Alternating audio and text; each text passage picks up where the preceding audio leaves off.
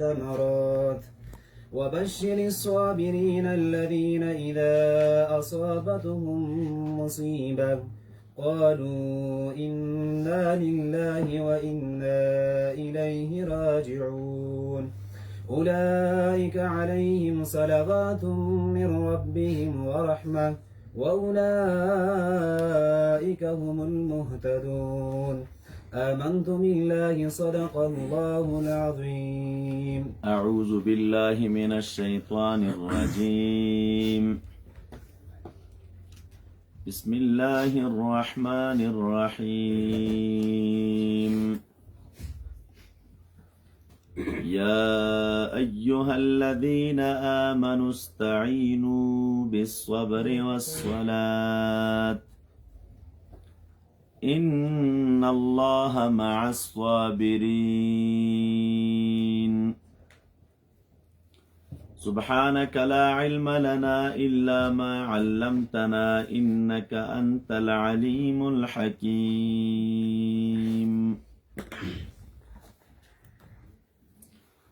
سورة البقرة آيت نمبر يوصل أو درب پنځوسم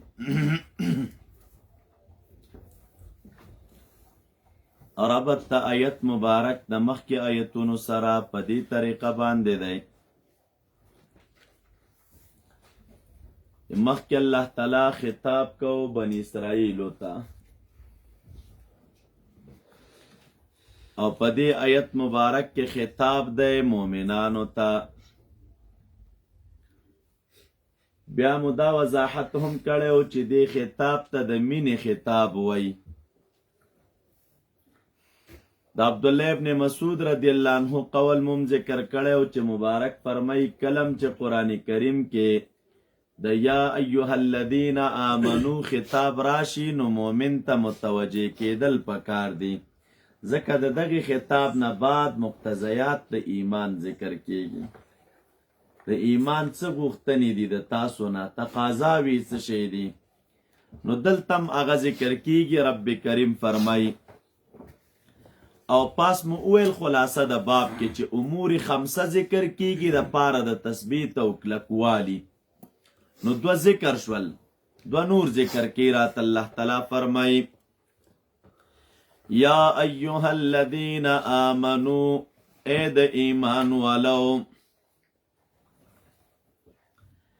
استعینوا بالصبر مدد وغواړی تاسو بالصبر په صبر کولو والصلاة او په منځ کولو باندې لازمی معنی اور سره واخلی خرازی اے د ایمان والو استعینوا بالصبر والصلاة ځان کلک کې تاسو په صبر کولو په منځ کولو باندې ان الله مع الصابرین یقینا الله تعالی سره د صبر کوونکو دی ځان په صبر کلک کې الله تعالی سره د صبر کوونکو دی معیت او ملګرتیا د رب کریم دا د صبر کوونکو سره ده طالب صبر چاته وی لغتن او اصطلاحا اقسام د صبر څه شی و هغلته مو مخکې ذکر کړل دا مو ویل چې دا ماده دلالت په کلکوالي باندې کوي تفصیل تیر و ولا تقولوا لمن يقتل في سبيل الله امواتا ربط د آیت د مخکې سره مخکې راغلل استعینوا بالصبر دی آیت مبارک اللہ تعالی ثمره د صبر ذکر کئی د صبر څه ثمره ده او د صبر میوه څه شی ده عنوان د آیت دا دی توهین د شهداو مکوي سپکاوی د شهداو مکوي هغه څنګه الله تعالی فرمای ولا تقولوا او موي تاسو چاته لمن یقتلوا اغا چاته چې قتل کړي شوی وي فی سبیل الله په لار د الله تعالی کې څه شی ورته مه وایئ امواتونه. طالبه دا اموات دا مرفوع د کم خیال وي. د دې دپاره چې د مبتدا محذوفه ده داسې تعبیر کوو ولا تقولوا لمن یقتل فی سبیل الله اموات ای هم اموات. هم مبتدا کوي او امواتون خبر کوي. دا مبتدا او خبر چې دواړه راغونډ کې نو دا بیا مقوله د قول ده چې لا تقولو. تاسو کافیه کې ویلي چونکې چې مقوله د قول څه شی وي؟ جمله. ځکه هم را باسو نو څنګه تعبیر کوو؟ لا تقولو موی تاسو څه شی موایئ هم امواتون چې دوی مړه دي. دا مقوله ده. دا موی چې دوی مړه دي. چاته موی چې مړه دي لمن یقتل فی سبیل الله هغه چا لره چې د الله تعالی په لار کې قتل شوي وي نو هغوی ته مړه مه وایئ. مړه ورته مه وایئ. مفسرین کرام لیکي آیت یا نازل دی د بیر معونه د شهداو بارکه یا نازل دی د احد د شهیدانو بارکه. گرچه نازل به د هغې خلکو په باره کې خو علما لیکي حکم عام دی. حکم څه شی دی طالبه؟ دا فضیلت د هر شهید دی. دا نه چې په هغې میدان کې شهیدان شوي وو نو د هغې دپاره به دا حکم وي او د نورو دپاره به نه وي.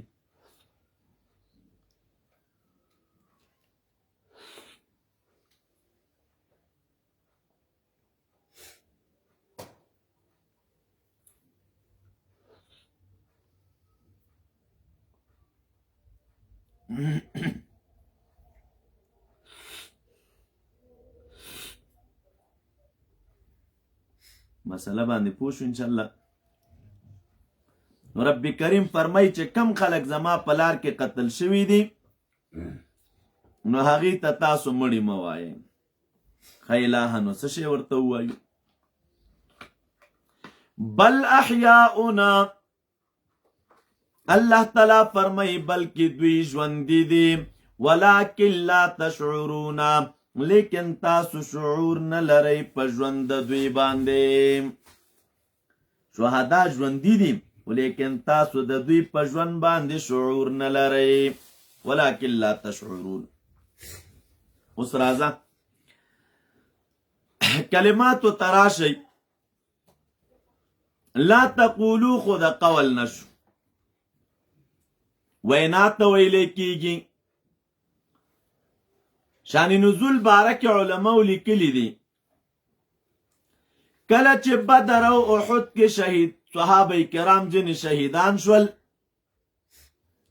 نو خلکو به ویل چې مات فلانون ببدرنا، فلان سړی په بدر کې مړ شه، فلان سړی په احد کې مړ شو. رب کریم او فرمایل چې لا تقولوا لمن يقتل فی سبیل الله اموات. کم خلق چې زما په لار کې قتل شوي وي هغې ته اموات موایي. څه ورته موایي؟ دی اموات ته راشئ. اموات طالبه جمع د میت ده،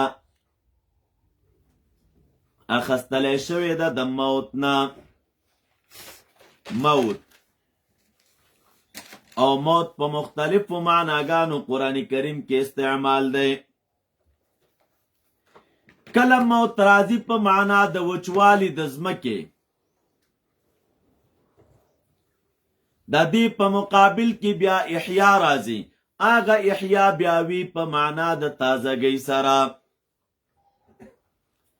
لکه الله تعالی فرمایي فاحیا به الارض بعد موتها. فاحیا به الارض نو موت دلته په معنا د وچوالي سره دی. ځمکه وچوي نو الله تعالی دا ځمکه را تازه کی. بیا کله موت په معنا د جهل سره وي، زوال د قوی عاقله، او حیات بیا په معنا د بقا د قوی عاقله سره. سورہ انعام کې براشي او من کان میتا فاحییناه التراجع ومن كان جاهلا فاحييناه. کله چې د مقابل د قوی حساسی وی حقیقی مرګ چې ورته وای او د دې په مقابل کې بیا حیات دی، نو حیات چې دی هغه قوی حساسی ته وای.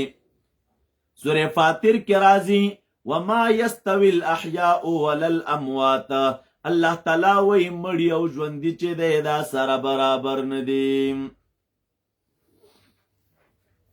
کله موت راځي په معنا د غم سره، سورہ ابراہیم اول لسم کے رازی وَيَأْتِيهِ الْمَوْتُ مِنْ كُلِّ مَكَانٍ، دا دی پا مقابل کی بیا حیات خوشحالی تویلے کیگی.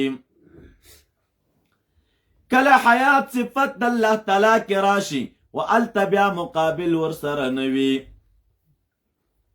مقابل نلری. کل مراد بیا دا حیاتنا حیات دا آخرت وی سورہ فجر کے رازی یا لیتنی قدمت لحیاتی، یا لیتنی قدمت لحیاتی. موت چاہتا ویلے کی گی طالبہ نو دا سے تعبیر وکا. موت عبارت دے دے انفکاک الروح عن الجسد، مرگ عبارت دے د جدا کی دو د روح نا چه روح جدا شی د چانا د جسد نا. انفکاک الروح عن الجسد دیتا مرگ ویلے کیگی. دا دی پا مقابل کی بیا حیات دے، نو حیات نفح د روح دا فی الجسد پا بدن کے.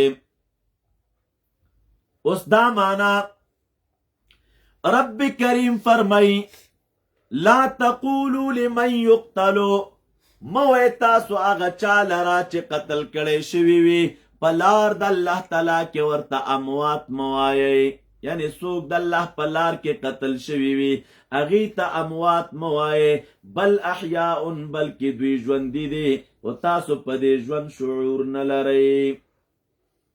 پس شی شعور نلرئی؟ طالب دیزی که اهم مسئله منگا و تاسو اجمالا ویو دا پی دلیل ذکر کو. یو مسئله چنن سبا مسئله مختلفه دا دا خلکو پا درمیان که اغا مسئله دا حیات الانبیاء دا. انبیاء کرام جوندی دیو کنا، نو طالب ازان سر یاد کی دا خبر چې دا مسلمانانو په دې باندې اتفاقی عقیده دا چې انبیاء کرامو باندې په دنیا کې مرګ راغلی دی ما سوا د حضرت عیسی علیہ السلام نه او ادریس علیہ السلام عمر سره علما ذکر کیږي. نور انبیاء کرام چې دي نو په هغې باندې په دنیا کې یو ځل مرګ راغلی دی.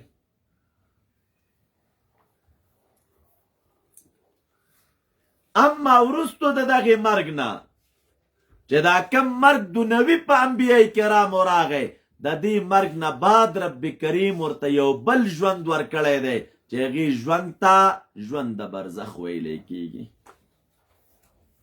څه ورته ویلی کیږي؟ ژوند د برزخ.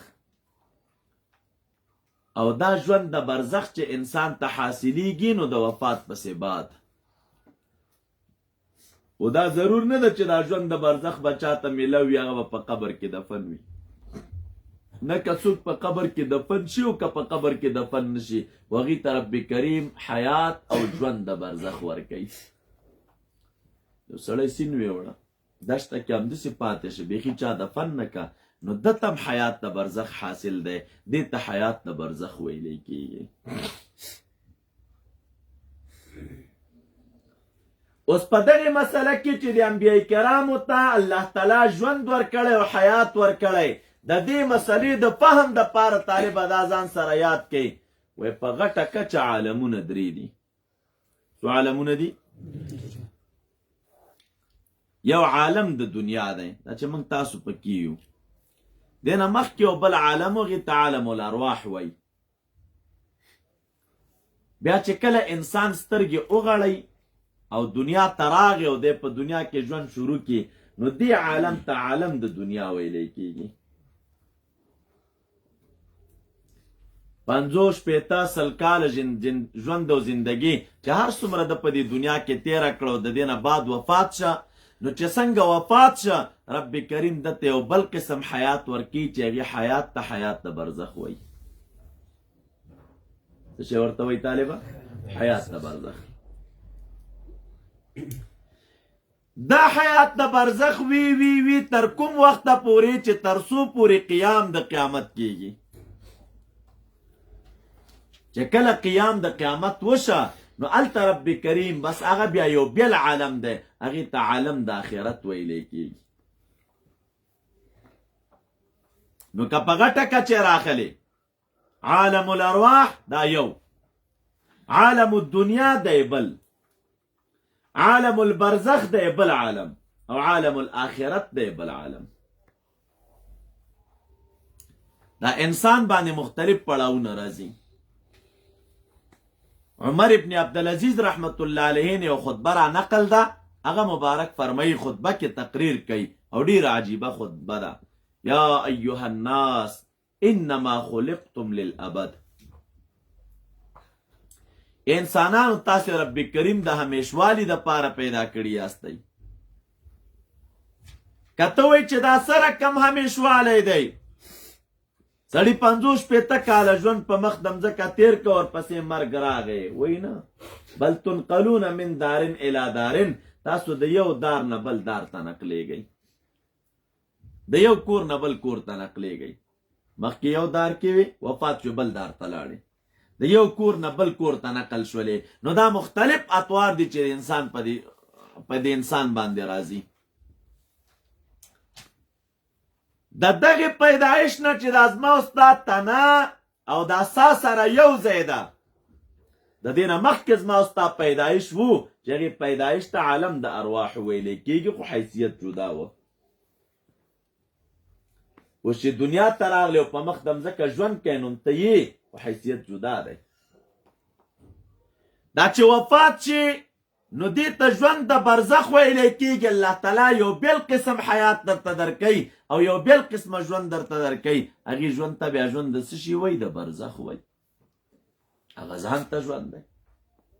خو دا یو ټکی به ځان سره اهم یاد کې طالبه، نن چې دا نزاع جوړه ده د دغې ټکي نه، وایي د دې هر یو عالم د پاره خدای تعالی خپل خپل آثار پیدا کړي دي. څه شی پیدا کړي دي؟ خپل خپل آثار پیدا کړي دي.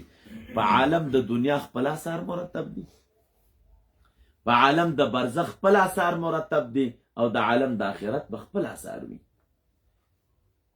چې هر کله د هر یو عالم د پاره خپل خپل آثار دي، نو ته داسې نشي کولی چې دا یو عالم قیاس کې په چا باندې؟ په بل باندې.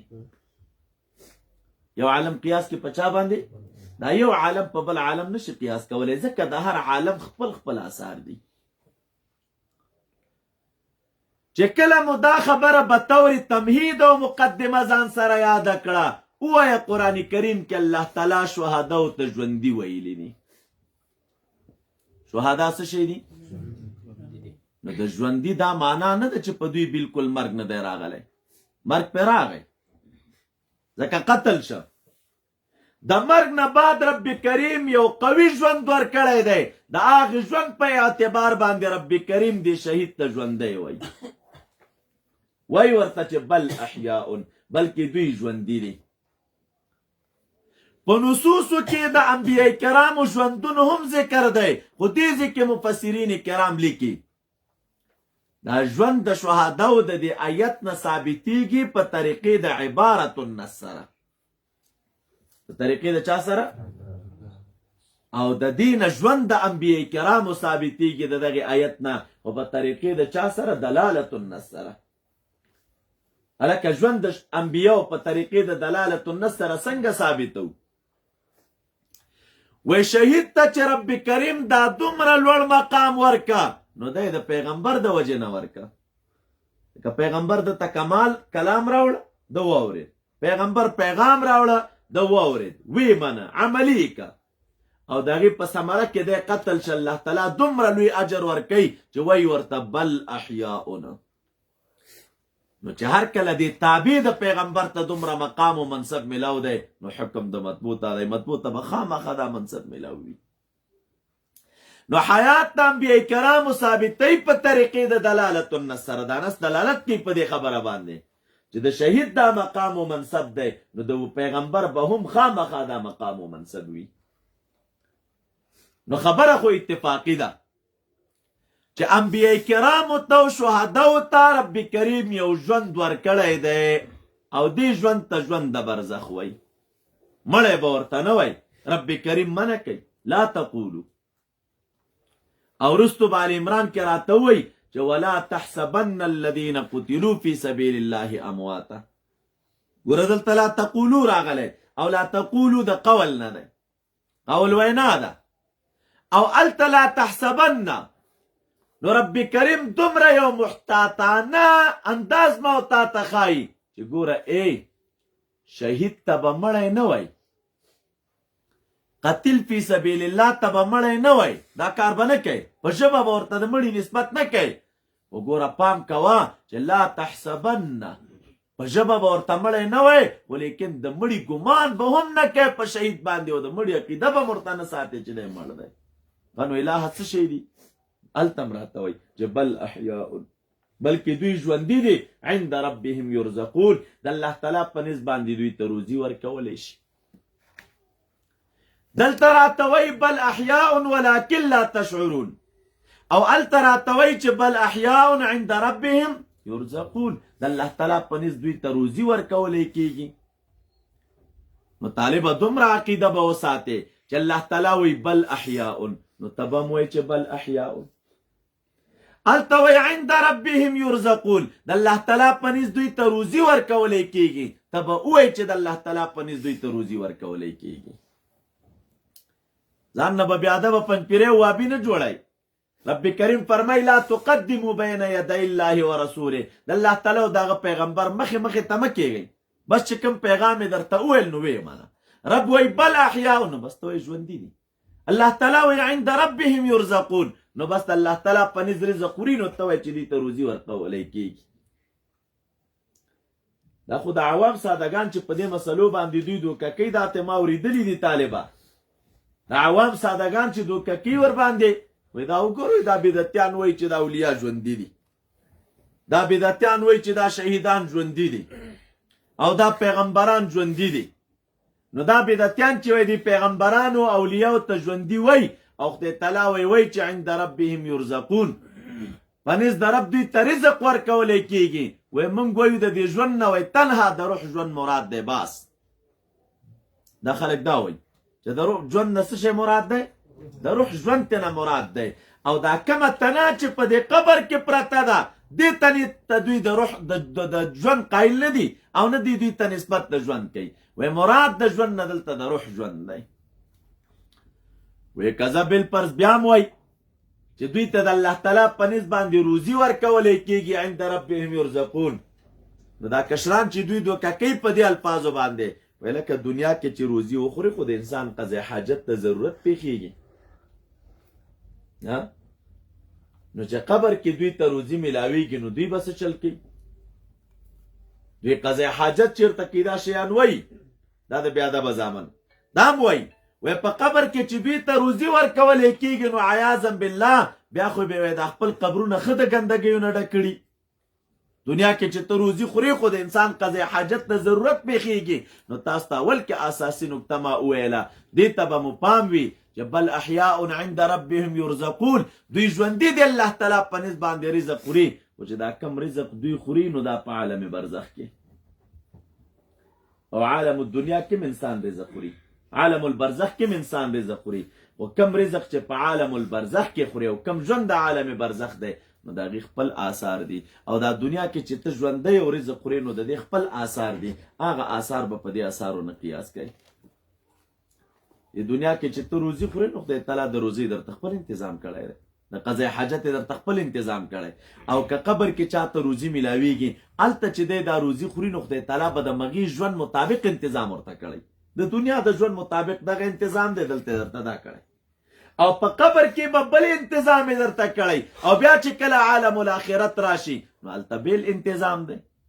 که ته وایې چې نه دا ټول انتظامونه د برزخ او د دنیا به یو رقمي، نو دا تاسو چې ته کوم کتاب کې لیدلی دي چې جنت کې د دې زرګونو او لکونو جنتیانو دپاره په زرګونو او لکونو لیټرینونه تیار شوي دي چې تم لیدلی کوم کتاب کې د ملا د خولې نه اورېدلي او سره د دې نه طالبه چې دا میوې او انعامات او رزقونه خو په جنت کې دي مخکې تېر شو دا مختلفې روزیانې خدای تعالی په جنت کې انسان ته ورکوي نو چې په جنت کې دا مختلف رزقونه او میوې درته درکوي نو هلته د دې میوې د خوراک انتظام څه شی دی هلته هم لیټرینو ته منډې وایي لکه د دنیا کې چې منډې وایي نه دا د دنیا ژوند دی د دې خپل اثار دي او د هغې ژوند خپل اثار دي دنیا کې چې روزي خورې نو بس دغه انتظام یې درته کړی او د قبر او د آخرت او د جنت احوال چې دي هلته چې روزي خورې نو هلته به درته رب کریم د هغې مطابق خپل انتظام کړی وي مسله باندې تاسو پوه شولئ نو چې هر څوک دا وایي چې دوی ته په قبر کې روزي ملاویږي او قضا حاجت سره به څه کوي وی بس عالم دی خدای به ورته خپل انتظام کړی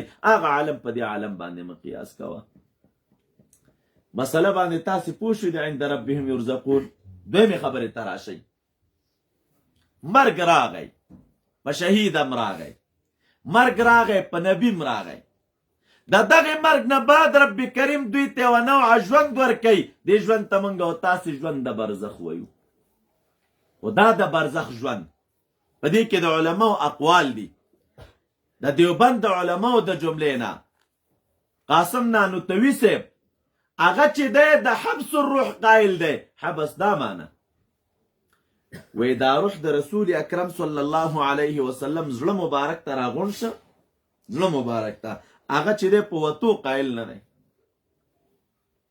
هغه په حبس قایل دی نور اکثر او جمهور علما دا وی چې روح د بدن نه اوت نو چې اوته د دې نه بعد رب کریم د ته بل ژوند ورکوي نو د دې ژوند کیفیت څه شی دی نو دوه لوی ډلې دي په دې امت کې څوک وایي دغې تنې ته ژوند میلو دی چې کومه تنه هلته پرته ده په مرقد کې دې ته رب کریم ژوند ورکړی ولیکن د دې تنې دپاره چې ژوند حاصل دی نو یوه ډله د علماو وایي چې دا دی بتعلق الروح مع الجسد بتعلق الروح روح د نیکانو اعلی علیین ته ځي روح هلته دی ولیکن د هغې ځای نه د دې روح د دې خپل جسد سره یو تعلق وي د هغې تعلق په وجه باندې دته حیات میلو دی او دغه حیات په وجه باندې دی عذاب هم سکی او د دې په وجه باندې دی راحت او سکون هم سکی دې ته تعلقه د روح وی روح چیرته دی په اعلی علیین کې دی چیرته دی طالبه په اعلی علیین کې واسطه بیرته د چا سره لري تعلقه د جسد سره لري نو څوک د حیات قایل دی خو بتعلق الروح مع الجسد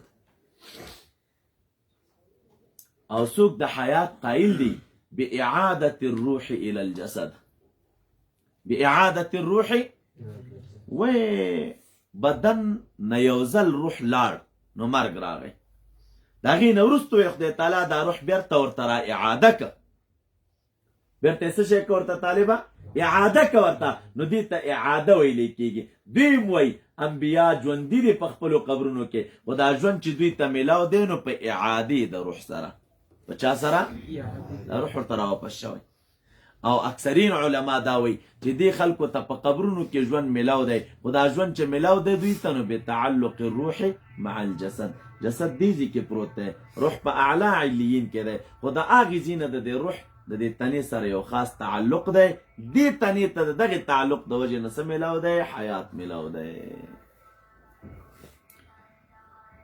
نو ته به وایي چې د دې دپاره ظاهر کې څه نمونه شته چې هلکه روح د یو ځای کې وي تنه د بل ځای کې وي او د هغې تعلق د وجې نه دی چې دی دلته تنې باندې خپل اثار مرتب کېږي وایي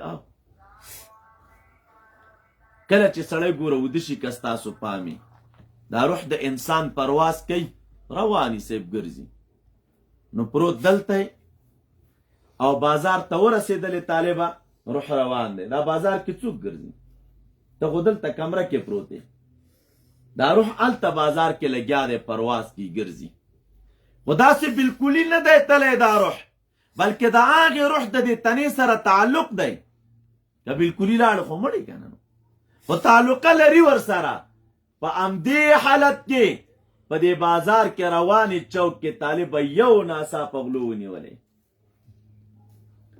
او چړې درته راواخستلې وې کوتکي در پسې راواخستل او لګې د دنیا چغې وهي خلکو ته چې خلکو خلاص مې کوي نو هلته په دې صحنې مبتلا روح دی او دلته سړی طرفه کې وایي که نه وایي چغې دلته م وایي چې بس به کله لاسه مچوي خپې مچوي دا او کله ناکله دا روح یو ډېر ښه ځای ته لاړ شي یو باغ ته لاړ شي ښه منظرې ته لاړ شي د نیکانو مجلس ته لاړ شي دلته دې تنې ته ګوره یو حالت انسان محسوسوي دی او سکون او د اطمینان او د آرام خو دا تعلقه ده پرواز هلته دی طالب او سکون دلته دی خبرې تنفام دی پرواز هلته دی او راحت دلته دی نو دا هغه تعلقه ده نو د دې تعلقې د وجې نه چې دا جسد او روح سره په خپل منځ کې لري د دې تعلقې د وجې نه وایي دا جسد هم سکون او اطمینان حس کوي او هم طالب عذاب او سختی حس کوي په مسله باندې تاسو پوه شوئ دا ځوانان څه وایي وایي انبیاو ته او شهداو ته ژوند میلاو دی او دا ژوند د روح دی کله وایي چې دا ارواح د دوی الله تعالی په جسد مثالي کې اچولي په یو مثالي جسد کې داسې تعبیرونه دوی کوي او دا کومه تنه چې هلته په مرقد کې پرته ده هغې تنې ته دوی په حیات نه دي قایله تاسې زه په یو مهم راز پوه کړم دا پنجپیریان او وابیان د نیکانو زیارتونو ته نه ځي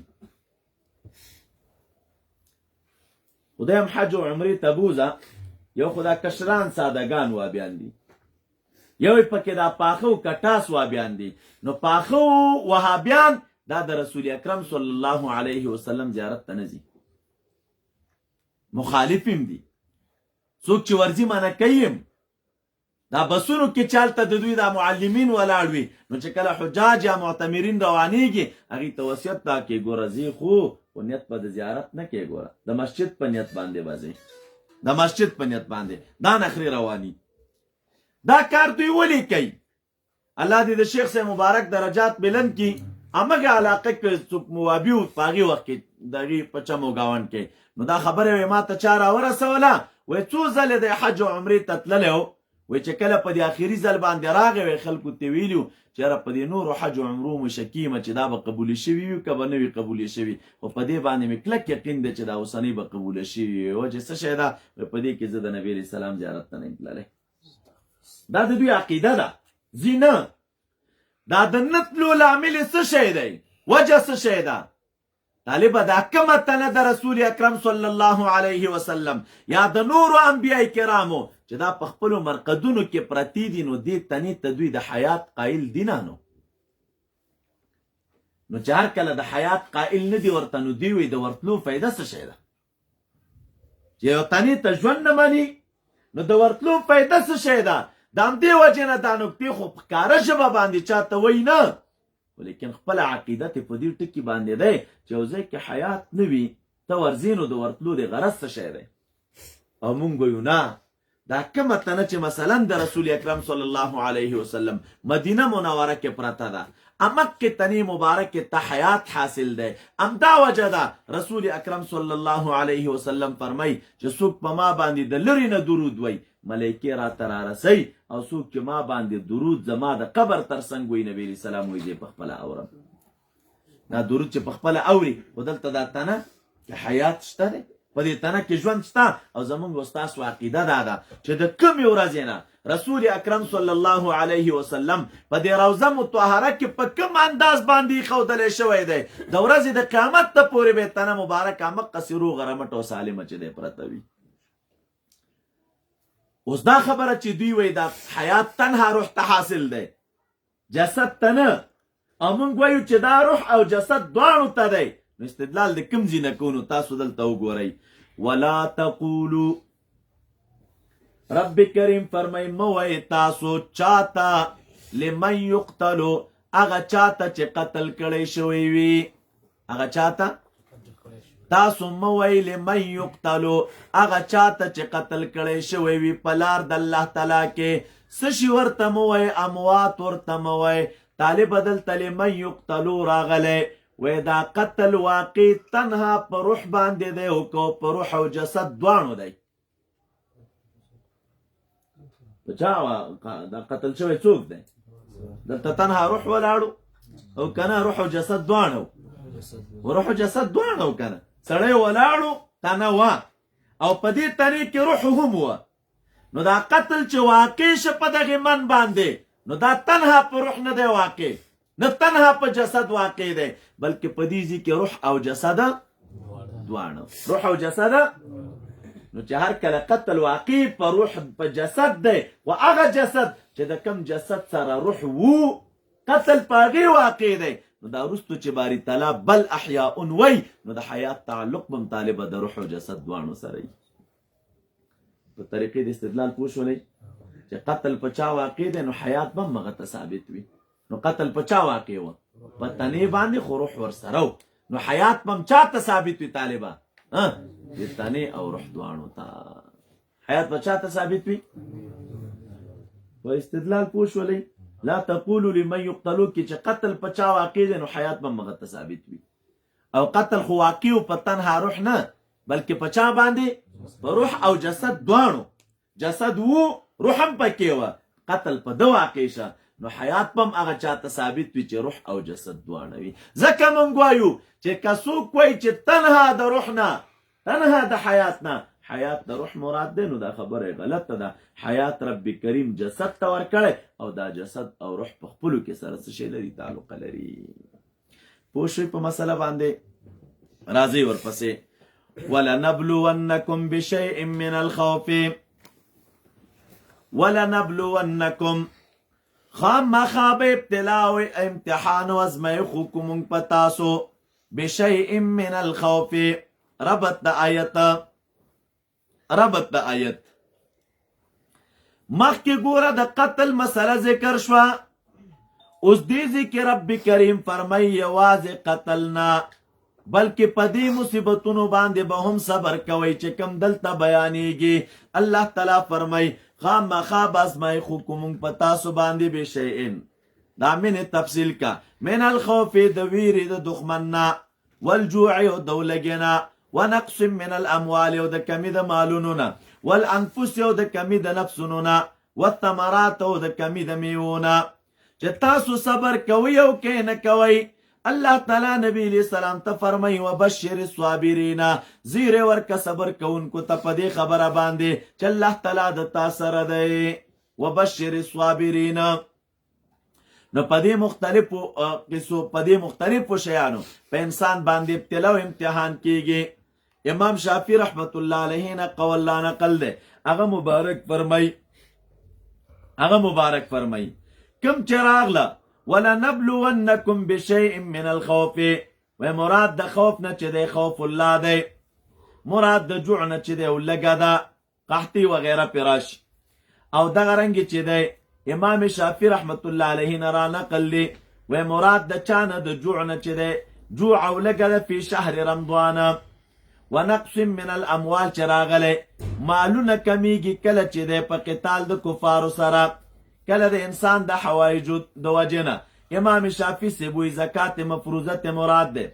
انفس راغلی کله نفسونه کمیږي بالقتل والموت فی الجهاد. امام شافعي سیبوی امراض مراد دي. والثمرات راغلی نو عام میوې کمیږي کله نه کله به طور ابتلا. امام شافعي سیبوی مراد نه مرګ د اولاد دی. اولاد هم د انسان د زړه میوه وي کنه نو دا ابتلاګانې رب کریم په انسان کوي.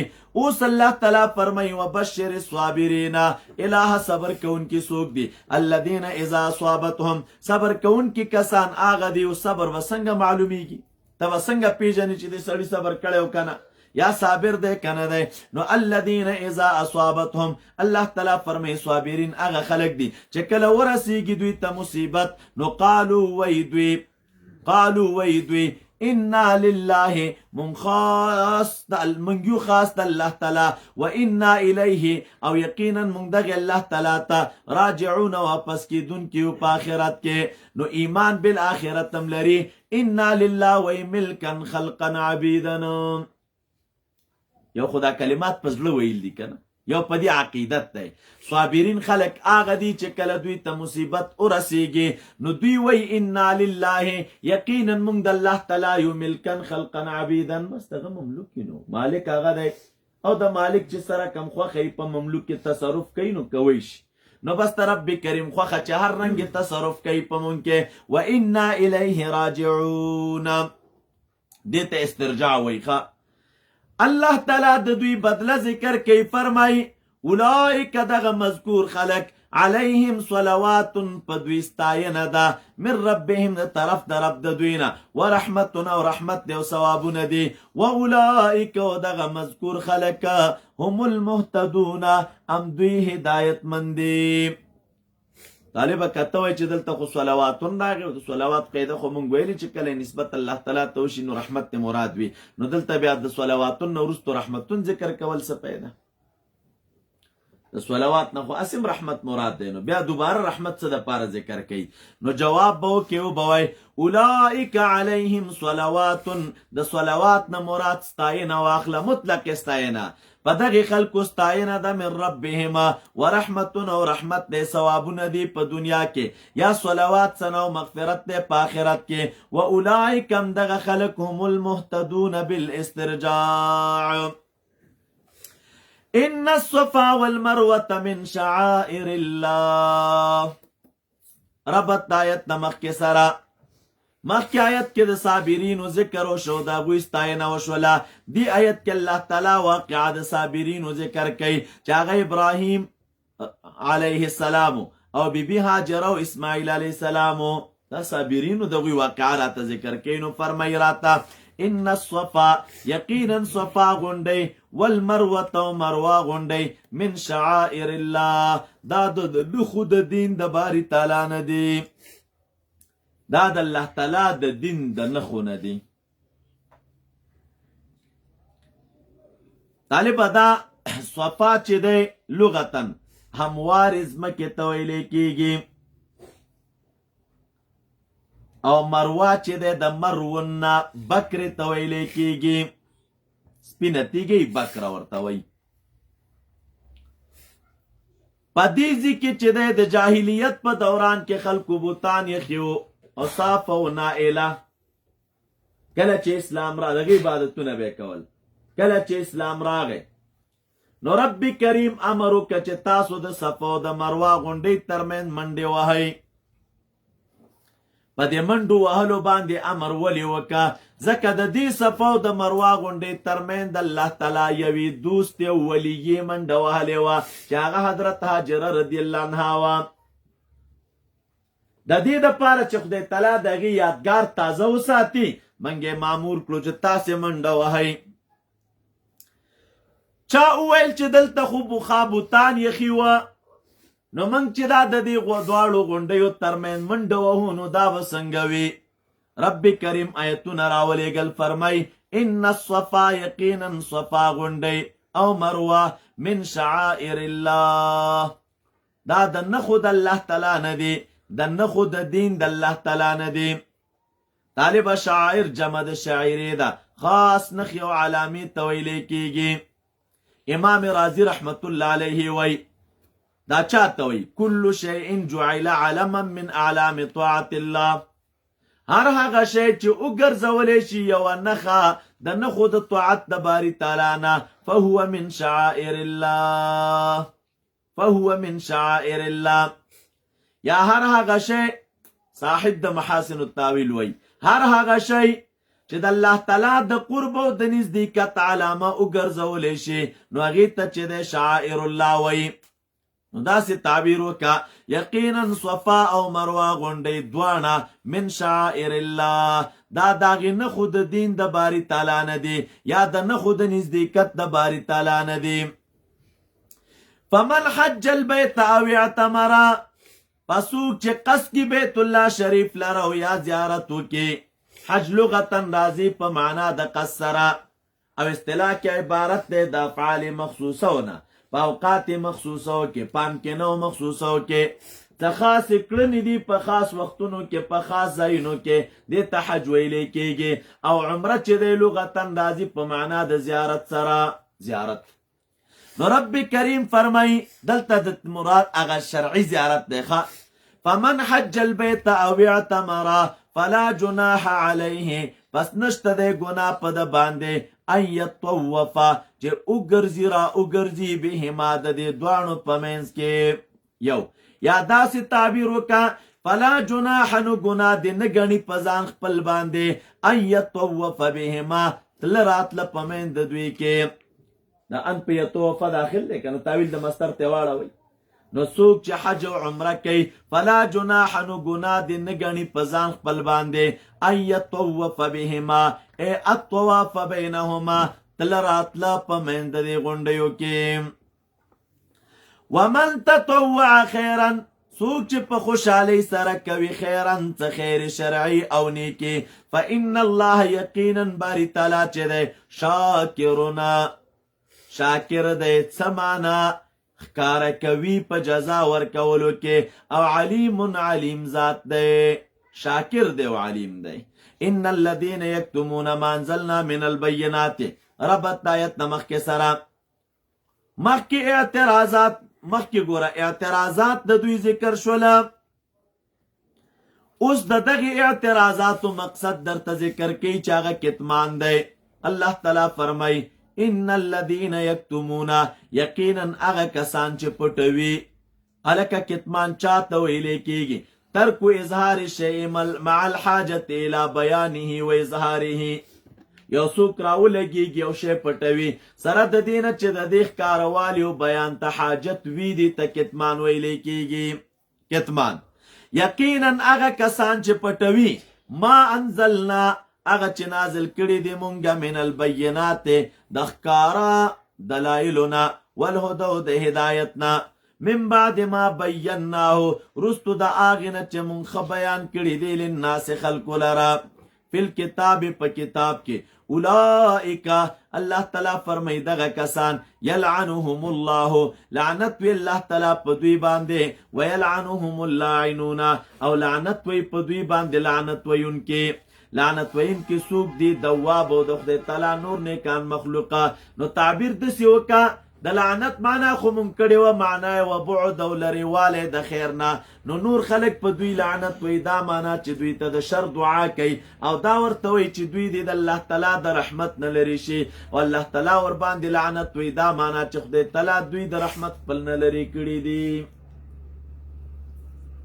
په مسله پوه شوئ علامه آلوسی رحمت الله علیه دې ځکې وایي ان الذين يكتمون ما انزلنا من البينات والهدى وگر چې آیت بنازل څه د خاصو خلکو په باره کې وي خو حکم یې عام دی حکم یې څه شی دی عام دی حکم یې همدا وجه ده حدیث کې راځي لولا الآیتان ابو هریره رضی الله عنه وایي که قرآن کریم کې دا دو آیتونه نه وای نو ما حدثتکما ما به تاسو ته یو حدیث هم نه وای بیان کړی ولیکن د دغې وعید نه یریږم ځکه درته بیانوم یو دا آیت ورته وایي او بل پال عمران کې را روان دی نو رب کریم فرمای هغه کسان چې حق پټوي وروستو د واضح والینه نو دې کسانو باندې د الله تعالی لعنت دی او د لاعنونو هم اوس مقام د توبې ذکر کې فرمای الا الذين تابوا مگر هغه کسان چې توبه وباسي توبه نو توبه معنا را وګرځيږي بالقلب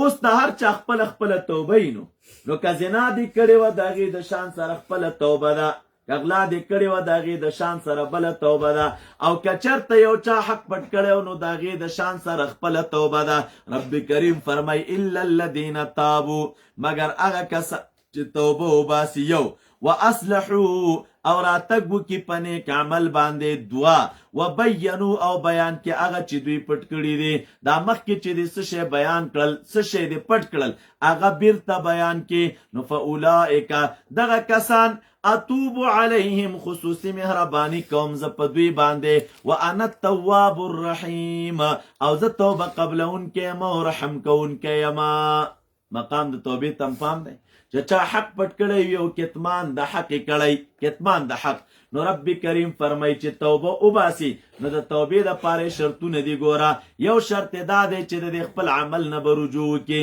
دویم دا چې عمل خپل بنی کړي او دریم شرط دا دی چې هغه مخکې څه پټ کړي وو نو هغه به خلکو ته ښکاره کړي د هغې بیان به وکړي نو هلې توبه ماف کېږي قرآن څه عجیب کتاب دی زمونږ ځکه یو ملا صاحب و یو تره زوی پنجپیری و خامیا زمونږ د کلي امامت خو شو ډېره پخوانۍ کیسه ده. نو دا موږ ته ښه معلوم و چې پوخ پنجپیری دی. نو بس دغه ورسره تر زویتوب و نو ما ته یې ټلیفون وکړو که د مولوي صاحب ته تاسو د جومات کې امامت زمینه برابره کړي نو ډېره به ښه شي. معلومه مولوي صاحب تا خو پنجپیری دی څنګه ورته امامت زمینه برابر و. ما ته ویې نه پنجپیریت نه اوس توبه باسلې ده، پنجپیریت نه توبه باسلې ده. نو ما ورته ویلې مالې ملا صاحب توبه ګوره دا ده چا چې حق پټ کړی کتمان د حق کړی نو دغه طریقه د توبې دا ده چې الا الذین تابوا یو واصلحوا دوه دریم دا دی اوای چې مخکې مې دا حق پټ کړی او دی نه بعد به نه کوم توبه مې نه نو بیا به موږ توبه ومنو. نو د امامت دپاره خو هر سړی توبه باسي خولې پټه نیولي چې بیا امامت ورته ونیسي بیا قیسې نورې کوي. دا چې مخکې نه اعلان وکړي چې دا جرم مې کړی آینده دپاره به یې نه کوم نو بیا درسته ده. او آل عمران کې 9 اتیا کې راځي هلته بیا خپل ځای کې خپل مقام دی الا الذین تابوا من بعد ذلك واصلحوا هغه بیا د عوامو دپاره ده د عوامو دپاره. سوره نساء کې بیا دا راځي الا الذین تابوا واصلحوا واعتصموا بالله واخلصوا دینهم. ګوره دلته دې خلکو حق پټ کړی نو د ملایانو منصب دا شو چې وبینو ملا به بیان هم کوي چې ګوره ما حق پټ کړی اوس دې نه بعد به نه پټوم بیان به شروع کی. او د عوامو دپاره خبر آل عمران کې ذکر کیږي الا الذین تابوا من بعد ذلك واصلحوا. عوام خو چونکې اهل د بیان دي نه نو توبه دی وباسي او خپل عملونه دي درست کړي. او منافق انسان دپاره الله تعالی سوره نساء کې توبه ذکر کوي. د منافق توبه بیا څه شی ده الا الذین تابوا واصلحوا دا دوه واعتصموا بالله دی درې واخلصوا دینهم خپل عمل هم ورسره درست کړي اخلاص پکې را پیدا کړي ریا وغیره ترې نه لرې کړي نو هغه بیا توبه د منافق ده. ان الذین اوس تخویف اخروي ذکر کوي بشرط عدم التوبه. یو چا توبه ونه ویستله نو د هغې دپاره الله تعالی زورونه ذکر کوي فرمایي ان الذین کفروا یقینا هغه کسان کفرو. ځینو علماو تقدیر لګولی مخکې سره لګی ان الذین کفروا ای کتموا الحق عنادا وماتوا مړه شي دوی په داسې حالت کې چې دوی کفار وي د کفر په حالت کې مړه شي نو اولئک علیهم دغه خلک په دوی باندې لعنت الله تعالی دی او د ملایکو دی والناس اجمعین او د ټولو خلکو لعنت دی ورباندې خالدین فیها همیشه به دوی په دغې لعنت او په دې جهنم کې لا یخفف عنهم العذاب سپک به نه کړی شي د دوی نه عذاب ولا هم ینظرون نه به دوی ته مهلت ورکړی شي یا داسې تعبیر وکړه ولا هم ینظرون او نه به دوی ته وکتلی شي په نظر د رحمت سره. مطلق قتل خوشته ولیکن کم قتل د رحمت د باری تعالی چې دی نو په هغې نظر د رحمت باندې به دوی ته ونه کتلی شي. مخکې راځي طالبه د دې ځای نه اخواته تقریبا 4 نمبر باب شروع کیږي. خلاصه د دې باب څه شی ده تر آیت نمبر 106 په دې کې اولا علماء کرام لیکي اعاده د دعوی د توحید د 103 کې بیا ادله عقلیه دي په ذکر د احوال الاعیان د اعیان او احوال درته ذکر کوي خلق پیدائش یو حالت ته ګوره او کیفیات دغې ذکر کوي انقلابات دغې ذکر کوي 104 کې بیا زجر د مشرکینو باندې په تحلیل او تحریم په 115 کې تخویف دی په براءت د الهه او باطل او سره عن عابدیهم و براءتهم عنهم. قیامت پر ورځ به خدایان د خپلو عابدینو نه براءت ښکاره کوي او دغه رنګې عابدین به د دوی نه براءت ښکاره کوي 116 کې بیا رد علی الشرک دی په 108 کې زجر دی په استدلال د دوی باندې به اتباع الابا په 180 کې مثال د دوی ذکر کوي په 180 کې خطاب خاص دی په شان د تحلیل کې او رد علی تحلیل المحرمات الاتفاقیه فی کل الامم په ټولو امتونو کې او شیانو چې هغه اتفاقي حرامو لکه سلور میتا دم لحم خنزیر او نظر لغیر الله دا په 83 کې راته ذکر کې بیا زجر دی تخویف دی په چا باندې تخویف شدید دی به کتمان الحق کم خلک چې حق پټوي دغې دپاره سخته زورنه د 145 کې رب کریم فرمای و الهکما حقدار د بندګۍ ستاسو الہ واحد ربط د آیت د مخکې سره څرګند دی طالبه ګوره داسې تعبیر وکړه اول هر هغه شی چې حرام وي د هغې کتمان او پټول او واجب دی اظهار د هغې نو هو التوحید چې اظهار واجب دی او کتمان حرام دی، نو هغه څه شی دی؟ مخکې کتمان ذکر شو، نو هغه مسله د توحید ده. د مسلې د توحید پټول دا حرام دی او طالب اظهار واجب دی چې خامخا به ښکاره کوي. عنوان د آیت طالبه ذکر مقصد الرساله بعد رد الشبهات. ګوره مخکې شبهات رد شول، دیزی کې مقصد د رسالت راته ذکر کوي چې وهو الدعوة الى التوحید. د رسالت مقصد دا دی چې د الله تعالی د یووالي طرف ته به دعوت ورکوي. الله تعالی فرمای و الهکم، حقدار د بندګۍ ستاسو، اله واحد، حقدار اله یو دی، اله یو دی، حقدار د بندګۍ مو یو اله دی. الهون فعال وزن دی، نو معنی دلته څه شی ده؟ هغه حقدار د بندګۍ ستاسو یو اله دی، نشته دی حقدار د بندګۍ الا هو. الرحمن، رحمان ذات دی او رحیم ذات دی، عام مهربان دی او خاص مهربان دی. ان فی خلق السماوات، دلته لس امور عقلیه ذکر کوي د پاره د اثبات د توحید. دا مخکې عقیده د توحید ذکر شوه، دا ثابتې په لس امور عقلیه سره. او عنوان د آیت دی استدلال بکیفیات الاعیان. رب کریم فرمای یقینا په پیدایش د اسمانونو ځمکو کې ګوره دا یو کیفیت دی، واختلاف اللیل والنهار، په اختلاف د شپو د ورځو کې دی کې چې دا بدلون راځي د یو نه بل ته. والفلک التي تجري في البحر، هغه کشتی چې په دریابونو کې روانې دي او لاندې د بحر نه. محبوب فرمای چې اور دی. بما ينفع الناس وما انزل الله، هغه چې راولولي الله تعالی د اسمان نه من ماء صعوبه فاحیا به الارض، پس تازه کې په هغې سره ځمکه بعد موتها، وروستو د وچوالي د هغې نه. وبث فیها من کل دابة، او خوري کې په دې کې هر قسمه دابه زنده سر. وتصریف الریاح، او ګرځول را ګرځول د بادونو ښي طرف ته او چپ طرف ته. والسحاب المسخر، هغه ورېځې چې تابع دي او مسخرې دي د الله تعالی په امر. بین السماء والارض، په دې ټولو شیانو کې لآیات لقوم یعقلون، خامخا نښې د قدرت د باري تعالی دی هغه قوم لره چې کم قوم پوهیږي.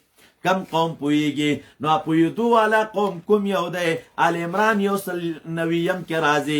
هلته بیا باري تعالی فرمای لآیات لأولی الالباب، خامخا نښې د قدرت د باري تعالی دی خاوندانو د خالص عقلونو ته. کم خلک چې خالص عقلونه لري هغې دپاره نښې د قدرت د باري تعالی دی. او خالص عقلونو والا خلک څوک دي؟ هغه مؤمنان. د دې شیانو نه عبرت مؤمنان اخلي، ګټه ترې نه مؤمنان اخلي. او یقینا چې د هر یو کې سوچ کوي نو واقعا د عبرت ځای دی. اسمان او ځمکې ته وګوره سره کمې پیدا کړي، شپې ورځې وګوره سره کمې بدلۍ را بدلۍ، لنډوالی اوږدوالی وغیره پکې راځي. کشتیو ته وګوره دا په ټنونو وزن پکې بار یو په دریابو کې روان دی. اسمان ته بره نه وګوره څه عجیبه طریقه باندې په قدر د حاجت اوبه راوروي. بیا ځمکه کې هر قسمه زنده سرې خوارې کړي دي. دا بادونه وګوره ښي طرف او چپ طرف دی ګرځئ راګرځئ، شمال ته ضرورت وي، باد ته ضرورت وي. ورېځې تابع دي په مابین د ځمکه او د اسمانونو کې. په دې ټولو کې لآیات لقوم یعقلون. ومن الناس من یتخذ، اوس رد علی الشرک کوي. بعضې د خلکو نه من هغه څوک دی یتخذو چې جوړوي من دون الله اندادنا، من دون الله اندادنا، ما سوا د الله تعالی نه انداد. طالبه کته وای ربط د مخکې سره په څه شي کې دی؟ ګوره هلته راغلي فلا تجعلوا لله اندادا، هلته تېر شو. باری تعالی سره شریکان مه جوړوئ. دلته اوس جزا ذکر کوي راته. رب کریم فرمایي بعضې د خلکو نه هغه څوک دي یتخذو چې جوړوي من دون الله اندادا، یحبونهم، محبت او مینه کوي د دې سره، که حب الله، لکه څنګه محبت او مینه چې مؤمنان د الله تعالی سره کوي. دقسې محبت دویم کوي. یو یا یحبونهما، محبت کوي دوی د دغې اندادو سره که حب الله، لکه محبت چې څنګه لایق وي د الله تعالی سره. یعنی کم محبت چې د الوهیت او د خدایتوب دی هغه محبت دوی د اندادو سره کوي. که حب الله دا معنی محبت د خدای تعالی سره کم محبت پکار دی؟ اله محبت د الوهیت او د خدایتوب دوی را لګیږي، دا محبت د الوهیت او د خدایتوب د دې اندادو سره کوي. دا خبره ځکه کوو علما لیکي اقسام د محبت دی. محبت ډېر قسمونه لري. یو قسم د محبت ګوره محبت الشفقت دی، مشر په کشر شفقت را پیدا شي، زړه کې ورسره مینه وي. یو محبت د اخوت دینی دی، یو سړی وي بل سړی مسلمان سره محبت او مینه لري، دا محبت دینی، دا د محبت بل قسم دی. یو محبت چې دی طالب محبت الزوج و الزوجه دی، خاوند او ښځه په خپل منځ کې سره محبت او مینه لري. او څلورم قسم علما لیکي محبت د الوهیت او د خدای توب دی. دلته مراد د محبت نه محبت د الوهیت او د خدای توب دی. مطلق محبت ناروا نه دی، دا ناروا چې دی او مضموم چې دی دغه محبت دی. ومن الناس من يتخذ من دون الله اندادا يحبونهم كحب الله. اوس طالب محبت وی چاته میلان د قلب ته ویلی کیږي نحو المحبوبه. دا د چا سره چې د محبت او مینې نو محبت عبارت دی د کږېدو د زړه نه، د میله کېدو د زړه نه دغې طرف ته، دې ته محبت ویلی کېږي. الله تعالی فرمایي والذین آمنوا، هغه کسان چې مؤمنان دي، اشد حبا د محبت په اعتبار لله، یعنی په مینه د الله تعالی کې مؤمنان اشد حبا لله. اوس وی ولو ير الذین، لو شرطی کوي ولو ير الذین، کچری ویني هغه کسان ظلمو چې ظلم یې کړی دی، څه شی ویني حال د ځانونو خپلو، اذ یرون العذاب، کله چې ویني دوی عذاب لره، ان القوة لله جميعا، نو لعلموا ان القوة لله جميعا، پویا بشي دوی په دې خبره چې طاقت خو ټول د الله تعالی سره دی، او یقینا الله تعالی سخت عذاب ورکوونکی دی. طالب حدیث کې دوه خبرې کوو. یو تاویل دا کوو دا ان القوة لله جميعا، دا مفعول دی یارا دی، دا مفعول دی یارا دی. او دې ذکر دغه جمله چې د قائمه شوې ده په ځای د دو مفعولونو د افعال قلوبو، نو داسې تعبیر وکړه، دا یرا د رؤیت نه رؤیت علمي واخله. ولو ير الذین، کچری ویني هغه کسان ظلمو، څه شی ویني، دا خبره چې ګوره ان القوة لله جميعا، چې قوت ټول الله تعالی لره دی. کم دوران کې دا خبره ویني، اذ يرون العذاب، کله چې عذاب دوی ویني، نو لعلمو، دوی به پوشي په دې خبره باندې، لعلمو ان القوة لله جميعا وان الله شديد العقاب. یا تعبیر دسی کوي ولو ير الذين ظلموا باتخاذ الانداد ان القوة لله جميعا، نو لرأوا امرا جزيعا فزيعا، لرأوا امرا جزيعا. استبرأ الذين اتبعوا من الذين اتبعوا ورأوا العذاب وتقطعت بهم الاسباب. رب کریم فرمای کله چې بیزاری ښکاره کړي هغه کسان چې د هغې تابعداري کړی شوې ده، د چا نه بیزاري ښکاره کړي من الذین اتبعوا، د هغې کسانو نه چې تابعداري کړې ده د دوی، یعنی دا متبوعین به د تابعینو نه بیزاري ښکاره کړي. ورأوا العذاب، او دوی به عذاب ویني. وتقطعت، او ډیرې به پریک شي بهم د دوی نه هغه الاسباب، هغه اسباب او تعلقات، کټ به شي د دوی چې کم تعلقاتو سره هغه به سره کټ شي. نو دا خو ښکاره ده د قیامت په ورځ باندې د چا چې عبادت شوی، نو دا معبودین به د خپلو عابدانو نه بیزاري ښکاره کړي. مونږ خو درته نه ویلي چې زمونږ عبادت وکړي او زمونږ بندګي وکړي، د دوی په منځ کې چې کوم تعلقات نو هغه به هم سره کټ شي، ختم به شي سره. اوس به څه وي؟ وقال الذین اتبعوا، وی باغه کسان چې تابعداري کړې ده، لو ان لنا کرتن، کچری وی مونږ لره کرتن ای رجعتن مره، یو ځل ګرځېدل وی مونږ لره دنیا ته، نو فنتبرأ منهم، مونږ به بیزاري ښکاره کړې وی د دوی نه، کما تبرؤ منا، لکه څنګه چې نن ورځ دوی بیزاري ښکاره کړه زمونږ نه، دوی بیزاري ښکاره کړه زمونږ نه. خو آیت کې وقف دی ښه، نو د وقف معنا څه شی ده؟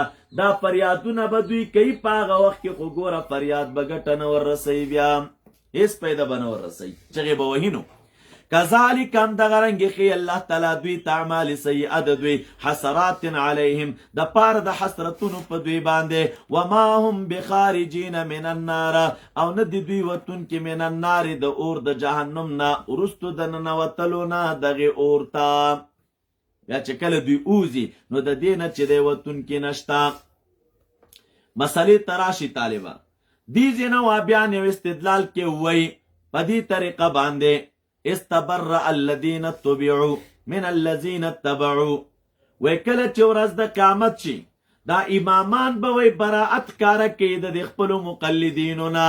د تقلید په رد کې د دوی یو دلیل دغه دی، وای د قیامت په ورځ باندې به دا امامان چې دی براءت کاره کوي د خپلو مقلدینو نه، او اس قسمه تعلق به د دوی په منځ کې نوي ثابت. دا مقلدین او امامان به وای ورته وای، امامان به وای د مقلدینو ته چې تاسو ته خو موږ نه ویلي چې زموږ تابعداري وکړئ او موږ پسې را روان شئ. وی کله چې دوی دا سخت حالت ویني نو په دې دوران کې به وای دا مقلدین یو فریاد کوي، کاش چې موږ لره واپسې وی دنیا ته، لکه څنګه چې نن ورځ زموږ نه زموږ د امامانو براءت او بېزاري ښکاره کړه، نو موږ به هم دقسې د دوی نه براءت او بېزاري ښکاره کړو. دا د دوی ترجمې دي. د تقلید پر رد یو دلیل د دوی دا دی. جواب وکړي طالبانو. یو دا پوښتنه ترې وکوئ د آیت د چا باره کې را نازل دی؟ اذ تبرأ الذین اتبعوا، شان نزول داته ذکر کا. نو دی به درته وایي چې العبرة لعموم الالفاظ لا لخصوص السبب. هلکه عام اتباع تېنه مراد ده، خصوص د سبب ته وایي عبرت نشته دی. خو د چا چې تابعداري شوي وي نو د هغې نه به بېزاري ښکاره کېږي. په دو شقو به جواب وکړي. یو او به وایي چې یو خو آیت نازل دی د مشرکانو باره کې، او د عبدالله ابن عمر رضی الله عنهما په فتوی سره کلک خارجي. وکان ابن عمر، فتوا دا ده عبدالله ابن عمر رضی الله عنه به خوارج شرار د خلق الله ګڼل، ویل به چې د الله تعالی په مخلوق کې بدترین خلق دا خوارج دی. وجه څه وه؟ وی ځکه دوی ذهاب هغه آیتونو ته کوي چې کوم آیتونه نازل په باره د کفارو کې فجعلوها علی المؤمنین، دا په چا چسپانوي؟ په مؤمنانو باندې. نو آیت وی نازل دی په باره د کافرانو کې او چسپانې په مؤمن باندې. او کته وی چې آیت په باره د کافر کې نه دی نازل، نو په دې ځای کې ګوره ذکر د استبرأ الذین اتبعوا. هغه ورځ چې براءت به ښکاره کړي هغه کسان چې د هغې تابعداري کړې شوې ده. وایي تا نه پوښتنه کومه موږ په دنیا کې د نبي علیه السلام تابعداري کړې ده او که نه؟ که مطلقا آیت په خپل حال پرېږدي نو استبرأ الذین اتبعوا، په هغې ورځ باندې به هغه خلک بېزاري ښکاره کوي چې د چا تابعداري شوي وي. وایي د نبي علیه السلام تابعداري شوې ده او که نه؟ وایي به چې او وی نبی علیہ السلام به بېزاري ښکاره کوي د قیامت په ورځ د خپل امت نه، که نه؟ وی نه، شفاعت هم لا کوي. نو آیت کې خو راغله چې استبرأ الذین اتبعوا، مطلقا ذکر دی، نو هغې ته مر شامل که که نه؟ هغه ته په کوم دلیل خاص کوي؟ نو اصلاح نه جوړېږي بغیر د دې نه چې ووایي چې هلکه اتباع تر اتباع فرق دی. د چا چې تابعداري په دنیا کې په سیئاتو کې شوي وي او په بدیو کې شوي وي نو دا متبوعین به د تابعینو نه بېزاري ښکاره کوي، او که د چا تابعداري په حسناتو کې شوې وه نو هلته د براءت مسله نشته دی. ولې؟ ځکه په تابعدارۍ باندې په حسناتو کې مونږ او تاسو شرعا مامور یو. رب کریم فرمای واتبع سبیل من اناب الیه، واتبع سبیل من اناب الیه. او دا تابعداري حضرت یوسف علیه السلام کړې وه، او صفت د انبیاء کرامو دی په دعوت کې به راشي چې واتبعت ملت آبائی ابراهیم، ما د خپلو آباو تابعداري کړې چې ابراهیم علیه السلام دی. وایي دا کومه بېزاري چې ښکاره کوي نو دا به د هغه خلک ښکاره کوي چې د چا تابعداري په بدیو کې شوې ده. او موږ تابعداري د امام صاحب په بدیو کې نه ده کړې بلکې په حسناتو کې مو کړې ده، او د دې تابعدارۍ ثمره به په ورځ د قیامت باندې وي. رب کریم قرآن عظیم الشان کې فرمایي، سورې زخرف کې راځي الاخلاء یومئذ بعضهم لبعض عدو الا المتقین.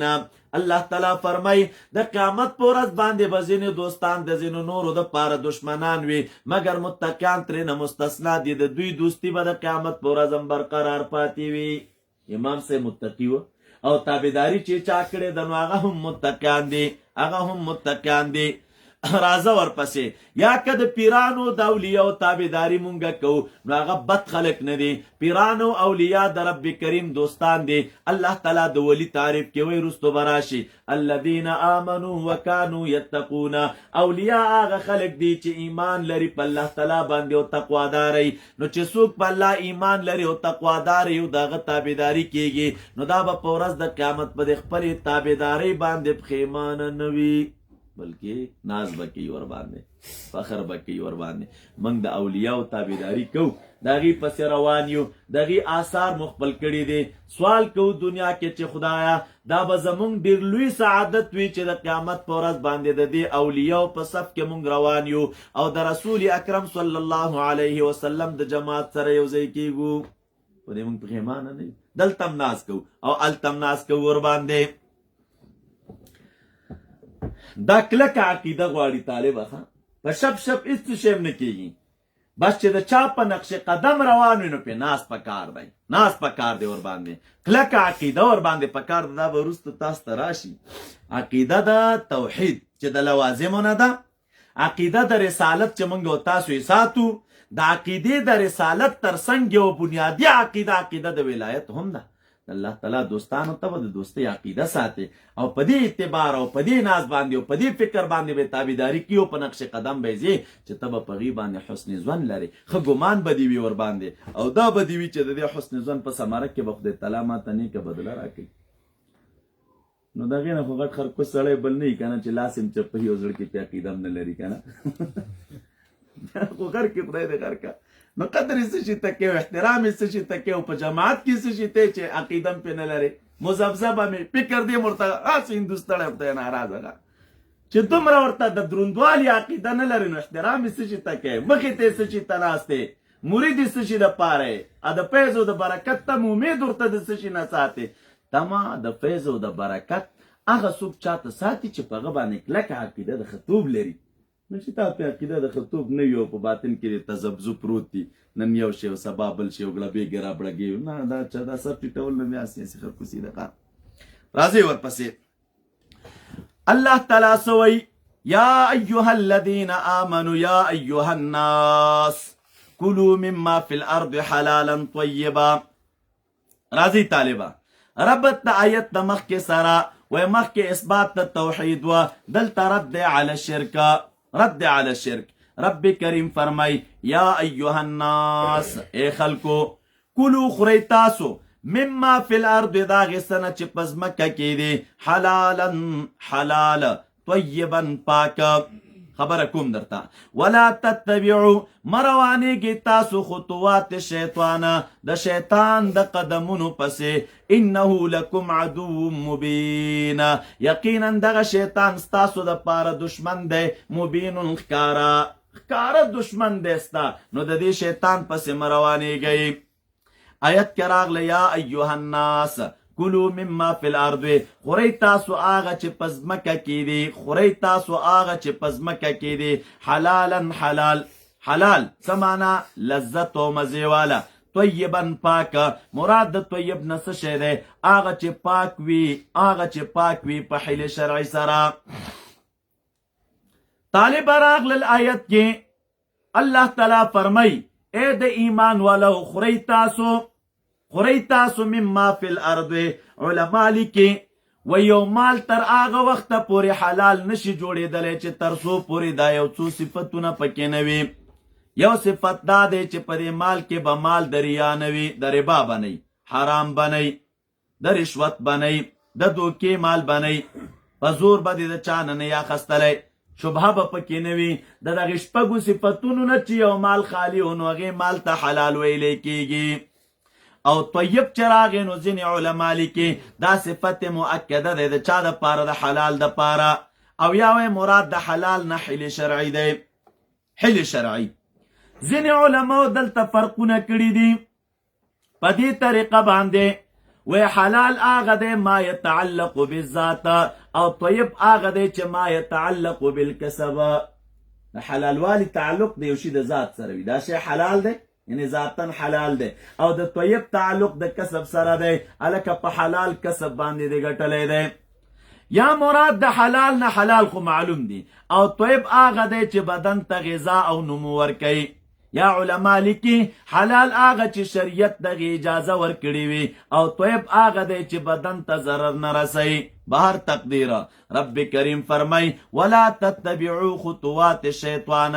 الکه خطوات جمع د خطوتون ده، عبارت د دغې فاصلې بین القدمین، د دو قدمینو په منځ کې چې کومه فاصله هغې ته خطوات ویلی کېږي. دلته مراد ترېنه آثار دي. مصداق څه شی دی؟ علما لیکي د خطوات شیطان نه تحریمات د غیر الله مراد کېدی شي. هر معصیت وړه ګناه وي او که لویه وي دا هم ترې مراد کېدی شي. لار د شیطان ده. یا ترېنه مراد څه شی دی؟ هغه چې مخالفت د کتاب و سنت پکې وي یا شیطاني وسوسې. ټول ګناهونه هم ترې مراد کېدی شي، بدعات وغیره، صغیره ګناهونه او کبیره ګناهونه. نو تاسو د دې پسې مه ځئ. انه یقینا دا شیطان چې دی ستاسو دپاره دشمن دی ښکاره. وجسدا رب کریم فرمای انما یامرکم، یقینا دا شیطان امر کوي تاسو ته بالسوء په بدۍ باندې، بالسوء په بدۍ باندې شرعا، والفحشاء او په فحشاو باندې عقلنا. یعنی کم شی چې شرعا بد دی نو شیطان په هغې درته امر کوي او دغه رنګې په فحشاو درته امر کوي عقلنا. او بل دا وان تقولو، بل دا چې امر کوي دا شیطان تاسو ته پس شي باندې په دې خبره چې ووایي تاسو په الله تعالی باندې ما لا تعلمون، هغه چې تاسو په هغې باندې نه پوهېږئ. دا معنا چې د ځان نه خبرې خدای تعالی پسې وتړئ نو شیطان درته په دې باندې امر کوي. خبرې ته راشي طالبه، دلته سو او فحشا راغلی دی. دا سو کلمه چې دی علما لیکي شر کې سو یو قول دا دی، وی د سونه مراد چې دی هغه کلمه شرکی مراد ده، فحشا نه مراد عملی شرکی دی. څوک وی د سونه مراد هغه ګناه ده چې مقرر حد نه وي او فحشا هغه ده چې حد مقرر وي. څوک وی سو هغه ګناه هرې ګناه ته ویلی کېږي او فحشا هر قول او فعل چې قبیح وي هغې ته ویلی کېږي. څوک وی سو واړه ګناهونو ته وی او فحشا چې دی لوی ګناهونو ته ویلی کېږي. دا فرقونه علماو کړي دي په خپل منځ کې. نو رب کریم فرمای شیطان تاسو ته امر کوي بالسوء والفحشاء، په سو باندې درته امر کوي او په فحشا باندې درته امر کوي، په بدیو باندې درته امر کوي. بل ذکر الله تعالی قرآن کریم کې وایي 258 کې وراشي الشیطان یعدکم الفقر ویأمرکم بالفحشاء. نساء شپیتم کې براشي ویرید الشیطان ان یضلهم ضلالا بعیدا. دغه رنګې مایده کې براشي انما یرید الشیطان ان یوقع بینکم العداوة والبغضاء فی الخمر والمیسر ویصدکم عن ذکر الله وعن الصلاة فهل انتم منتهون. قصص کې رب کریم فرمای انه عدو مضل مبینا. سورة فاتر کې راته وایي ان الشیطان لکم عدو فاتخذوه عدوا، فاتخذوه عدوا. بهر تقدیر خطرناک دښمن دی. رب کریم منګ او تاسو ته امر کوي چې تاسو یې آثارو پسې مه روانېږئ. وإذا قيل لهم اتبعوا ما أنزل الله قالوا بل نتبع ما ألفينا عليه آباءنا.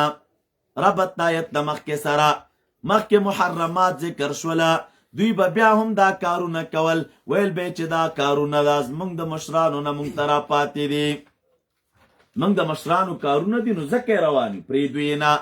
رب کریم په دې وینا رد کې فرمای واذا قیل لهم، کلم چې به وویل شو دوی ته اتبعوا، تابعداري وکړئ تاسو ما انزل الله، تابعداري وکړئ تاسو د څه شي ما انزل الله.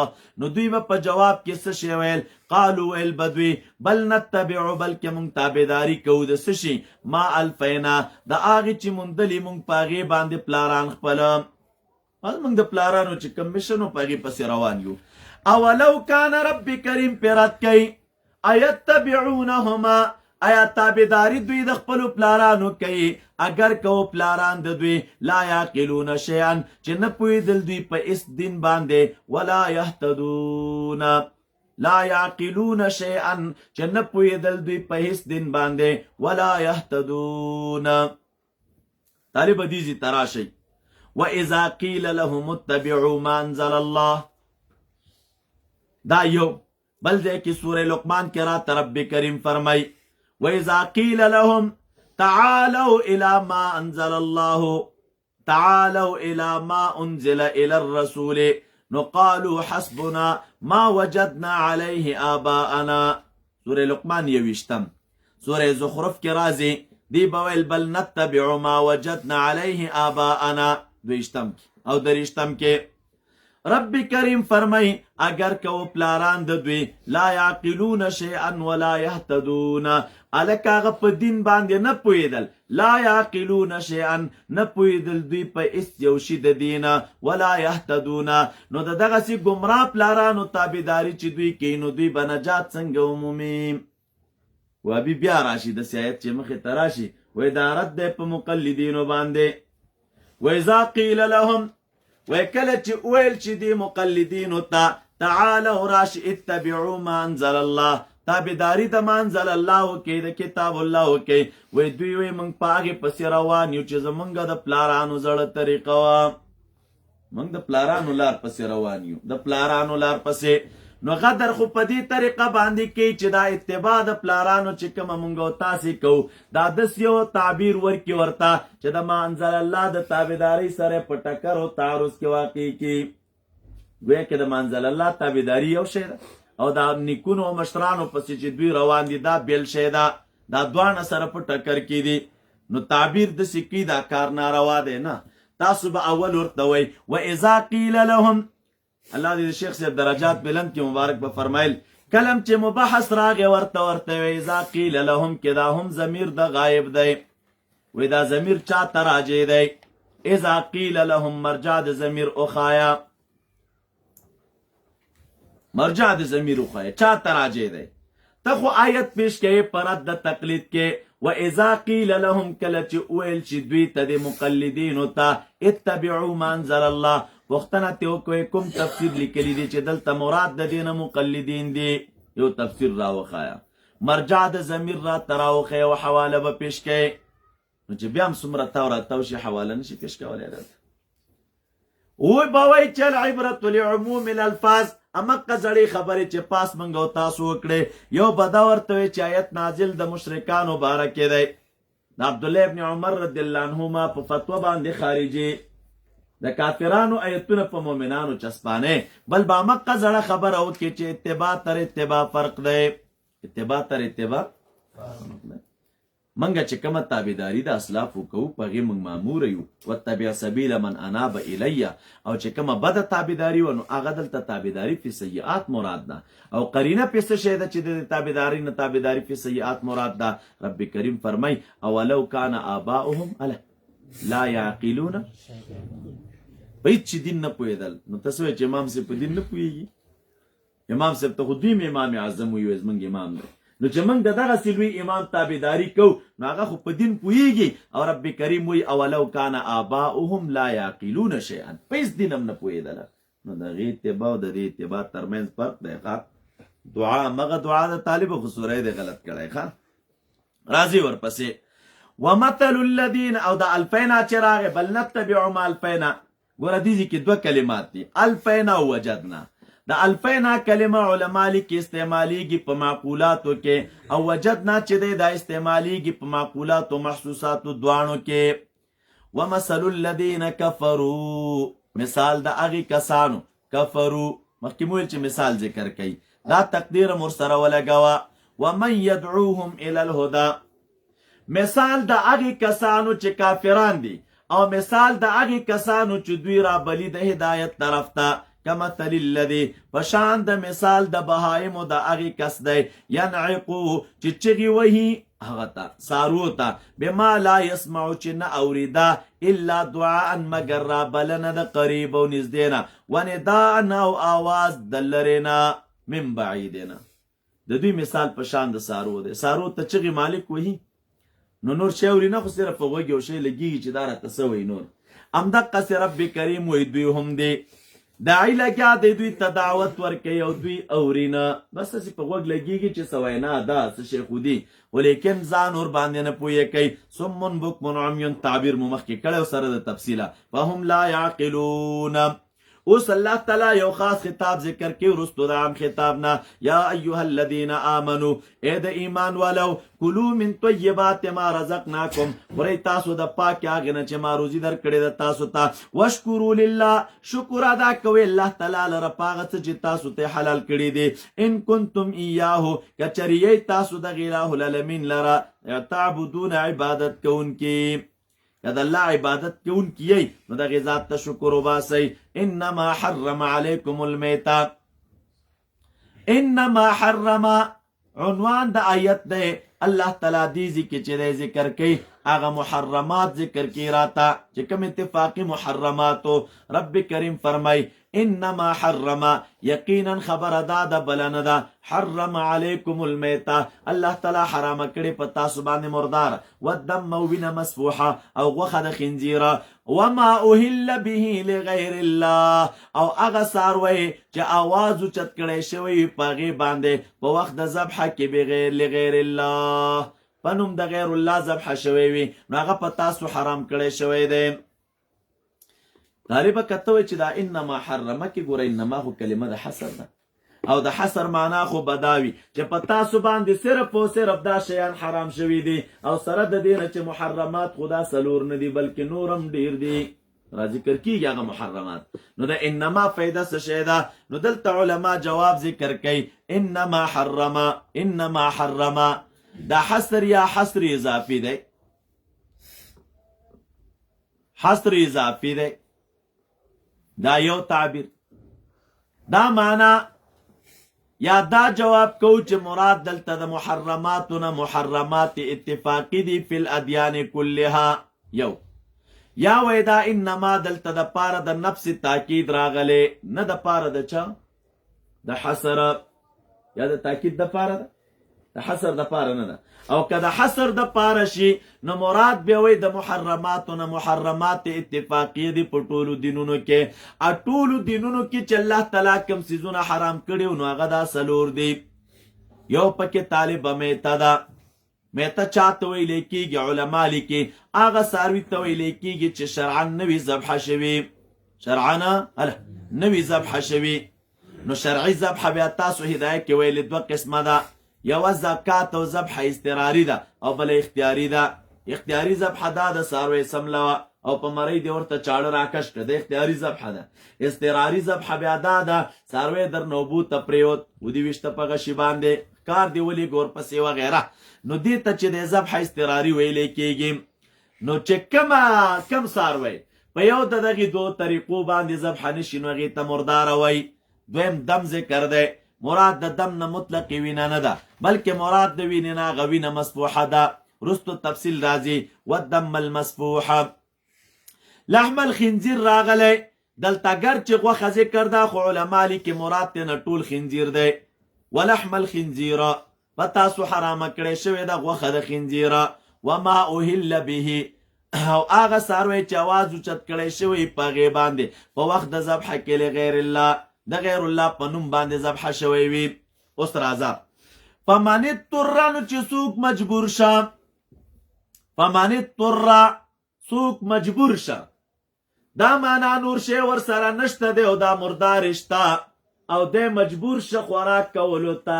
یو هلکه هغه اندازه د مجبوروالي څه شی ده رستو راته راځي فی مخمستن، فی مخمستن دا مجبورتیا لیده ده په اندازه د مخمسې کې وه.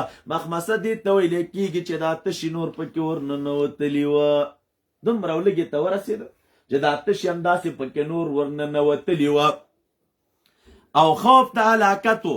نو رب کریم فرمایي فمن اضطر پس څوک چې مجبور شو و غیر باغن چې نه و دی مزه طلبونکی ولا عادن او نه و دی تجاوز کوونکی په دې انداز چې په مړه خېټه باندې دا وخوري په مړه خېټه نو فلا اسم علیه مجبوره شولې بس دومره د محرماتو نه وخوړله چله بس ځان دې پې د مرګ نه بچ کړه، مزه دې پې نه طلب کوله او دغه رنګې چې دی په مړه خېټه باندې دې هم نه خوړل نو فلا اسم علیهم.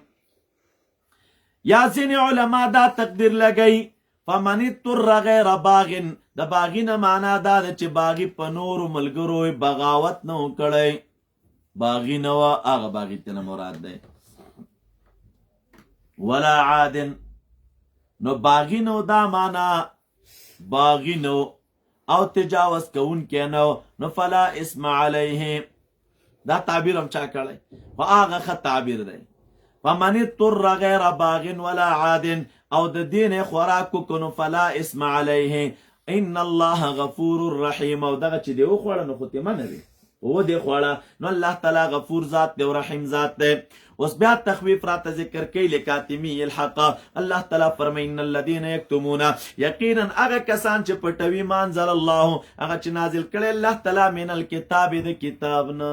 ګوره ټول کتاب نه وای، ان الذين يكتمون ما انزل الله من الكتاب. نو من الكتاب کې دې ته اشاره ده اگر که یو ټوکړه د کتاب ولی نوی خو چې پټه کې نوم دغه وعید درته متوجه دی یو ټوکړه. نو ما انزل الله من الكتاب ويشترون به ثمنا قليلا، او اخلی دوی په سبب د دغه کتمان د خلکو نه پیسې لګي. دا دغه د پاره د لا تشترو بیاتی د پاره تفسیر کړه، حق پټوي او لګي پیسې په د خلکو نه اخلي. اولئک دغه خلک ما یاکلون نه اچوي دوی په خېټو خپلو کې الا النار مگر اور لرا. ته خو به چې اور خو خېټه ته نه اچي خوراکونه کوي. نو دلته چې د نار ذکر دی علما لیکي دا به اعتبار العقوبت. دغه خلک چې دی نه اچوي په خېټه خپله کې الا النار مگر اور لره اچي ځکه عقوبت اور دی. ولا یکلمهم الله، الله تعالی به خبرې ونه کړي د دوی سره خبرې د رحمت. ولا یزکیهم، او نه به پاکي دوی لره. ولهم، او د دوی دپاره عذاب دی علیم دردونکی. دا د ما یاکلون خبره مو ځکه وکړله ما یاکلون فی بطونهم. هلکه نو اکل خو خوراک ته ویلی کېږي. د دې معنا به دا وي چې څوک حق پټوي او هغه شیان چې اخلي نو هغه د قبیلې د ماکولاتو نه وي. تنها د اکل معنا به نه کوئ. اولئک دغه خلک چې دی ما یاکلون نه اچوي دوی په خېټو خپلو کې الا النار مگر اور لره که خوریو که اغوندیو که هر شوی بیا. نو دغه کسان چې دی دوی د پاره عذاب علیم او دردونکی دی. توبه اوس وی اولئک الذین، الله تعالی فرمایي دا هغه خلک دي اشتروا الضلالت چې دوی اخیستی د ګمراهي بالهدا په بدله د هدایت کې، عذاب یې اخیستی دی په بدله د مغفرت کې. فما اصبرهما، څه شي دوی لره صبرناک ګرځولي دي علی النار په اور د جهنم باندې. یا فما اصبرهم على عمل اهل النار. الله تعالی فرمایي اوس د ټولو سبب بیانوي. ذلک بان الله، د ټولو سبب دا دی یقینا الله تعالی نازل کړی کتاب بالحق لاظهار الحق. نو وقف وکي ان الله بان الله نزل الكتاب بالحق نو فاختلفوا. الله تعالی کتاب نازل کړی د پاره د اظهار د حق. نو دوی پکې اختلافات او جګړې شروع کړلې.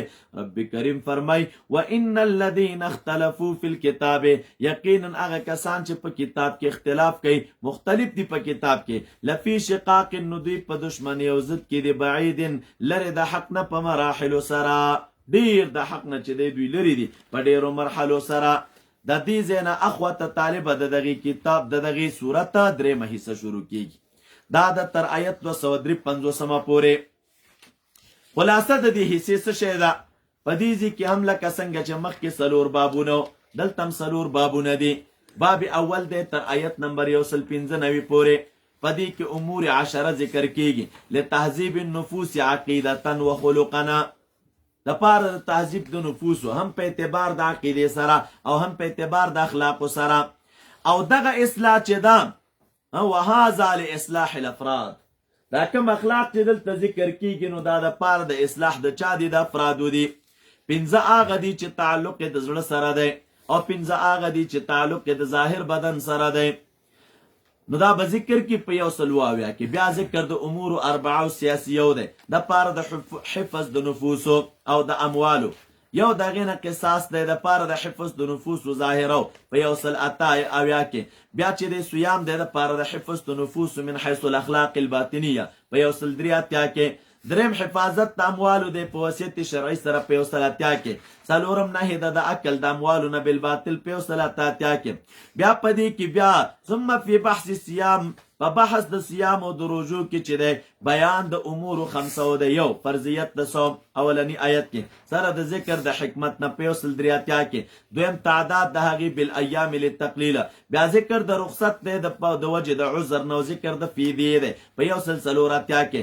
بیا تعداد دی بشهر او فضیلت د میاش برات ذکر کې او حکمت د رخصت برات ذکر کې په 185 کې. څلورم بیان د قربت الله دی 180 کې. بیا امر بالدعاء والاستجابت لله، او پنځم حکم د لیلۃ الصیام دی او د تخفیف دی پاغي کې حکم د ورځې د روزي ذکر کوي سره د مسلې د اعتکاف په 108 کې رستو د دینه بیا رستو د دغه امورونه 104م امر سیاسی را ذکر کوي په 108 کې ثم الابقام النظم والوحده مع ايسر الحساب بالاهله بالشمس په 109 کې بیا امر دی بالقتال سره د مقصد د قتال ومن يقاتل معهم چا سره به قتال کولای شي او نه د تعدین په 190 کې بیان د علل د قتال دی دا قتال ولی رواشه دغه علت را ذکر کی مع الاداب من حيث المكان 190 کې والزمان في بيان مع بيان الانفاق في سبيل الله په 195 کې رب کریم فرمایي ليس البر ربط د آیت نمخ کې سره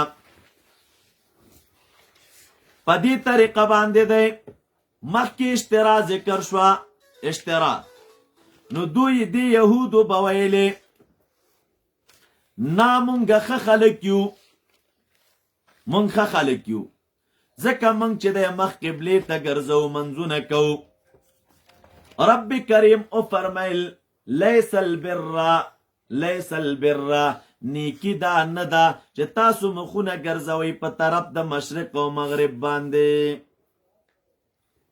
و طالبانه مونږ او تاسو لګیایو چې مغرب طرف ته مخ ګرځو منځونه کوو نو دا مخ ګرځول مغرب طرف ته ولې دا نیکي نه ده مخ په قبله باندې منځ کول نیکي نه ده دا خو نیکي ده که نه نو څنګه الله تعالی وایي چې لیس البر ان تولوا وجوهکم نو تاسو به تعبیر داسې کوئ رب کریم فرمایي لیس البر نیکی تنها نه ده دا خبره چې تاسو مخونه ګرځوئ په طرف د مشرق او مغرب باندې یعنی تنها دا نیکی نه ده تنها دا نیکی او دا خبره مو د کم ځای نه را فهم کړه چې تنها دا نیکی نه ده تاسې ویلي دي لیسه فعل دی د افعال ناقصونه دا البر طالبه خبر مقدم دی ان تولوا وجوهکم دی خبر دی دی اسم دی دلته دا خبر مقدم کړی دی خبر مقدم کړی د څه شي دپاره دا تقدیم د خبر وی پدې کې حکمت دا دی چې په لیس البر کې مراد طالبا نفي د بریت نه ده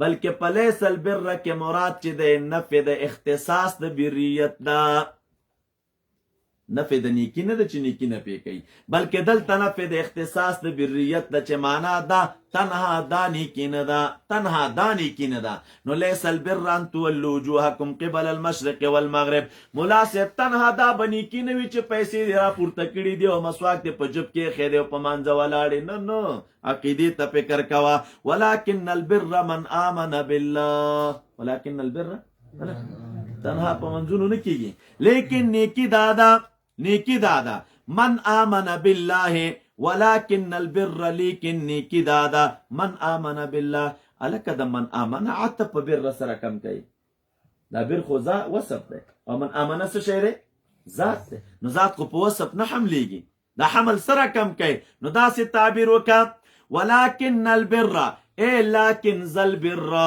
الله تعالی وی لیکن نیکی والا آغا څوک دی من آمن بالله وشوا نو ذات څه کنه حمل د ذات په ذات راغی یا داسې تعبیر وکړه ولکن البر ای لکن البر بر من آمن بالله لیکن نیکی معتبره نیکی د هغه چا ده چې څوک په الله تعالی ایمان لري یو عقیده د توحید وي ایمان په ورځ رستنی لري دوه په ملائکو ایمان لري درې په کتابونو ایمان لري څلور او په ټولو انبیاء کرامو ایمان لري دی پنځه لنډه دا چې نیکي معتبره عند الله د هغه چا ده چې د چا عقیده درسته وي بس لږ تعبیر وکړه د هغه چا په منځونو اجر او ثواب مرتب دی چې د چا عقیده درسته وي ایمان عقیده ده که نه عقیده درسته وي او د عقیدې ترڅنګ سنور نیک خویونه دي چې هغه هم پکې وي هغه کوم دي وآت المال ورکوي مال لره علی حبه سره د محبت د دغې مال نه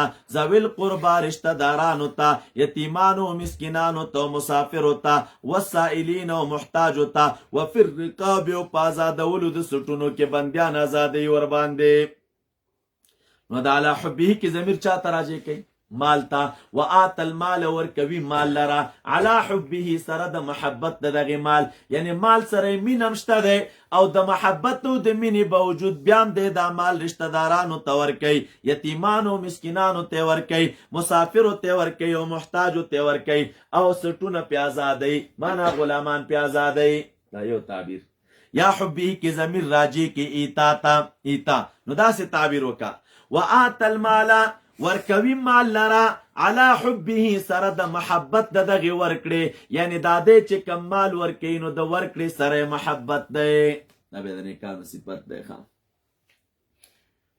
د دوی ورکړه خوښیږي دا مال ورکول خوښیږي سره د محبت د دغه ورکړي یتیمانو ته مسکینانو ته مسافرو ته وفي الرقاب او په آزادولو د سټونو کې و اقام الصلاه منځونه قایم یو زکاتونه ورکي ګوره دا اوس اخلاقي امور دي والموفون بعهدهم دا مخکې علما کرام لیکي دا چې راغلل وآت المال مراد د دین عام انفاق دی علما لیکي سوى المفروضه وات المال مال ورکی ما سوا د فرضي زکات نه د خلکو باندې عام صدقات کې مالونه په مصرفي وآت الزکات کې نو فرضي صدقه مراد کوي والموفون بعهدهما اغه احوال چې داغي تعلق ګوروس د زړه سره د غرات ذکر کوي وفا کوي په وعدو باندې زعهدو کله چې دوی وعدي وکړي د الله تعالی سره او دغه د پیغمبر سره او د مؤمنانو سره دا خوونه چې پچا کې وینو نیک انسان داده والصابرین دا منصوب ده والصابرین تقدیر اولګوي اے اخص الصابرین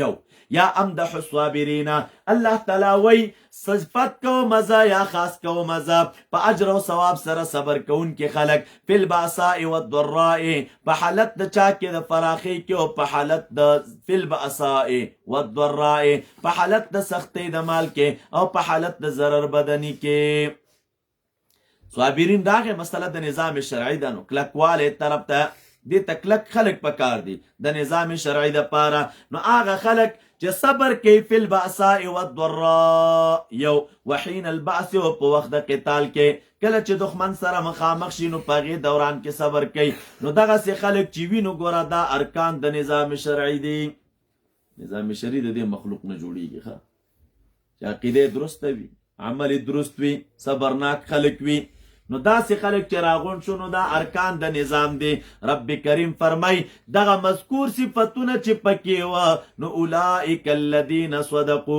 دا هغه خلک دي صدقو چې رښتینی دوی فی دعوى البر تاسو کوم د نیکۍ دعوه کوي نو په دعوه د نیکۍ کې به هغه څوک رښتینی وي چې په چا کې دا مخکنی صفات پراته وي دا صفتونه چې په چا کې و نو په دعوه د نیکۍ کې رښتونی دادي و اولئک دغه مذکور خلق چې ده هم المتقون ام دوی متقیان دي متقیان دوی دي یا ایها الذین آمنوا کتب علیکم القصاص ربط آیت نمخ کې سره مخ کې تعذیب د نفسو دلته تعذیب د ملک راته ذکر کوي خلاصه کې مویل د باب یا ایها الذین آمنوا اے د ایمان ولو کتب علیکم القصاص په تاسو قصاص فرض کړی شوی دی دا خطاب یا طالب حکام متقیدا سی وایا اے د ایمان والو کتب علیکم القصاص په تاسو باندې فرض کړی شوی دی قصاص معنا تنفیذ د قصاص حکام متوي قصاص نافذ کړي ولی پدې کې حفاظت د نفوس پروت دی یو یا دا تعبیر کو اے د ایمان والو کتب علیکم القصاص فرض کړی شوی دی په تاسو باندې قصاص ایها القاتل نو دلته بیا قصاص په معنا د مساوات سره که قاتل ته متوجه کینو معنی بیا د ځان سپارل نو داسې تعبیر وکا قصاص لغت کې په معنا د مساوات راځي اے د ایمان والو فرض کړی شوی دی په تاسو باندې ځان سپارل فی القتل په قتلا کې هلکه کم قتلا ګوره جمع د قتیل دا قتیل او دلته مراد د قتل نه مطلق قتل نه ده هغه قتل مراد دی چې څوک قتل وي په قتل عمد سره په قتل عمد سره نو رب کریم فرمای الحر آزاد قاتل به وجلی شي بالحر په بدله د چا کې د حر کې او عبد به وجلی شي بالعبد والانثى او خزه به وجلی شي بالانثى نو فمن عفي له چالره چې عفو وکړی شو دلره من اخیه د طرف د ورور د دنه چاغه ولی د چا د مقتول دی شیئون د سشي بترک القصاص شیئون مانا لږه معافي نو فتباعنا په عفو کوونکي باندې لازم د فتباع بمعروفنا چې دا ورپسې شي د دغې کس پسې بمعروف په معروف او شرعي طریقې سره چې هغه عدم تشدد فی المطالبه دی و اداء او ادا د پچا باندې په دغې قاتل باندې چې دی به دیت ادا کوي د ورثو د مقتول ته باحسان بغیر د کړاوه. سمانا که قاتل قتل کړی نو دی خو به د دې په بدله کې قصاص کیږي، خو که اوس ورثه د مقتول راولګېدل او دا قاتل څه شی که معاف که نو څه دوه کاره شول. نو یو طالب ورثه دي د هغوی مسؤلیت دی، یو د قاتل مسؤلیت دی. نو د قاتل مسؤلیت دا دی چې بغیر د کړاوه به دا دیت ورثو د مقتول ته ورکوي، او دې طرف ته د چا مسؤلیت هله د ورثو د مقتول کا مسؤلیت دا دی چې فتباع بالمعروف دا مطالبه که د دې نه کوي نو په معروفې طریقې سره به کوي، تشدد به نه کوي پکې. عدم تشدد فی المطالبه مراد ده. ذالک رب کریم فرمای دغه کار ګوره چې دا د عفو اجازت هم شته دی تاسو لره، دا تخفیف او آسانتیا ده په نسبت سره یهودو ته، دا تخفیف دی تاسو لره من ربکم نه جانب د رب ستاسو نه، ورحمتونه او خصوصي رحمت دی. فمن اعتدی پس چا چې ظلم وکړه بعد ذلک وروستو د دې نه د ده دپاره عذاب دردونکی دی. د دې څه معنا ده؟ ظلم دی وکړه عذاب دردونکی دی. دې ځکې علماو لیکلي دي لکه موږ او ستاسو د پښتنو رواجونه خلک صلح وکړي صاحب وایي صلح مې کړی، بس هلته خپلې وارې ته ګوري، بله ورځ چې لږ واری پېښه شي نو بس ایستی سړی وژلی، صلح هم وشي دغې باوجود بیا هم قتلونه کوي. رب کریم فرمایي فمن چا چې څه شی وکړه تجاوز وکړه وروستو د دې نه نو د ده دپاره چې د عذاب دردونکی دی. دې ځکې بیا دا تفسیر مظهري که تاسو وګورئ دا فقهي جزیات اکثر هم د ډېر خوندور راخستی دي، ډېر اوږد تفسیر یې پکې کړی دی چې څوک به د چا په بدله کې قتل کېږي، اوږدې اوږدې مسلې پکې راخستی دي. دا بیا تاسو مطالعه کې ښه اوږد وضاحت یې کړی دی پکې تقریبا د قتل اقسام یې پکې ذکر کړي دي، وخت رانه نیسي. نو ولکم ښه اوس ورپسې څه وایي؟ ولکم فی القصاص او تاسو لرا په شرعیت د قصاص کې حیات ژوند دی یو، یا ولکم تاسو لرا فی القصاص په تنفیذ د قصاص کې حیات ژوند دی د باقی خلقو لرا، یا اولی الالباب ای خاوندانو د خالص عقلونو لعلکم تتقون دې دپاره چې تاسو ځان بچ کړئ د قتل نه. د قتلونو نه ګوره بچ کېدل دا په دې قصاص کې پراته دي، نو چې چا ظلم وکړه نو یو د قتل کړی شي ته ګوره چې آینده دی زیاتی کي که نه هېڅ زیاتی به هم نه وي، روغه رمټه مسله به وي. کتب علیکم اذا حضر احدکم الموت، کتب علیکم طالب راشدی زیتا مخکې حکم راته ذکر که یو خو ربط دی، ربط څرګند دی. مخکې مسله د حفاظت د نفوسو ذکر شوه چې په قصاص کې حفاظت د نفوسو دی، اوس راته مسله د حفاظت د اموالو ذکر کوي، او حفاظت د اموالو چې کیږي نو دا په وصیت کې کیږي، یو څوک وصیت وکړي نو د مال ساتنه کیږي پکې. یو دویم مخکې ګوره دا حکم راته مصدر که په یا ایها الذین آمنو سره، دلته یا ایها الذین آمنو رانوړه دومره ویلې چې کتب علیکم. علما لیکي وجه دا ده چې دا وصیت چې دی نو دا یوه طبعي مسله ده. وصیت څه شی دی؟ طبعي مسله ده. رب کریم فرمای کتب علیکم فرض کړی شوی دی په تاسو باندې الوصیتو، وروسته الوصیتو نایب فاعل دی د کتبه. کتب علیکم فرض کړی شوی په تاسو وصیت کله اذا حضر چې کله حاضر شي یو تن ستاسو ته الموت مرګ، یعنی علامات او امارات د مرګ یو چا ته را حاضر شي، ان ترک خیرا کچرې د مال پرېښی وي، چې پرېښی مال لري او دته علامات او آثار د مرګ راشي نو په ده باندې دې وخت کې وصیت چې دی فرض کړی شوی دی. وصیت به چا ته کوي؟ للوالدین، وصیت به چا ته کوي؟ اقربینو رشته دارانو ته، بالمعروف په شرعي طریقې باندې، حقا علی المتقین حقا علی المتقین. اوس که ته وایې چې هلکه دلته خو راغله چې په تاسو وصیت فرض شوی چې وصیت به مور و پلار ته کوئ، وصیت به مور و پلار ته کوئ. او حدیث مبارک کې خدا راځي رسول اکرم صلی الله علیه وسلم فرمای چې لا وصیت لوارث، د وصیت وارث لپاره څه شی نشته؟ هلکه وارث دپاره وصیت ولې نشته؟ ځکه د وارث خپل سهم چې دی د مړي په مال کې معلوم دی. وصیت خو څوک هغه چاته کوي چې دغه سهم معلوم دی. اوس د سهم معلوم دی، نو چې سهم یې معلوم دی، نبی علیه السلام فرمایي چې وارث ته وصیت نشته. نو دلته څنګه وایي چې للوالدین؟ نو تاسو ځان سره دا یاد کئ. یو قول د عبدالله ابن عمر رضی الله عنهما دی دیږي کې هغه دا ده.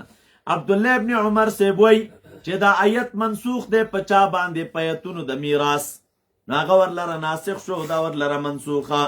نو چې هغه ناسخ شو، دا ورلره منسوخ شو، نو قانون ته ګوره بیا علما لیکي فرضیت منسوخ دی. منسوخ دی، استحباب بیا باقی دی.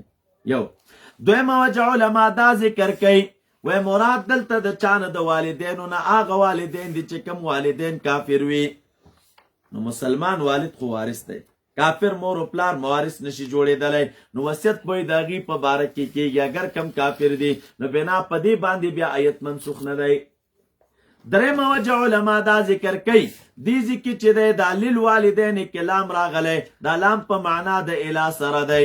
نو داسې ووایه کتب علیکم الوصیة للوالدین الی الوالدین. تاسو که وصیت د چا په حق کې کوئ، نو دا وصیت چا ته وکئ؟ مور و پلار ته وکئ. دوی ته وصیت وکئ چې زما په مال کې به دا تصرف وکئ. په دې پوه شولئ؟ یا څلورم علما لیکي مراد دلته د خیرن نه چې دی دین دی. نو داسې تعبیر وکړه کتب علیکم اذا حضر احدکم الموت ان ترک خیرا دینا. نو الوصیة للوالدین والاقربین بالمعروف حقا علی المتقین. وسپینګیری کمل کېږي او مرګ درته را حاضر شنو بچو ته وصیت په پاک دین باندې وکړه، په پاکې عقیدې باندې ورته وکړه. دا پلاران چې پخوا کوم خیال دي نو هغوی چې به وفات کېدل، نو وصیت به یې وکړه بچو ته که نه.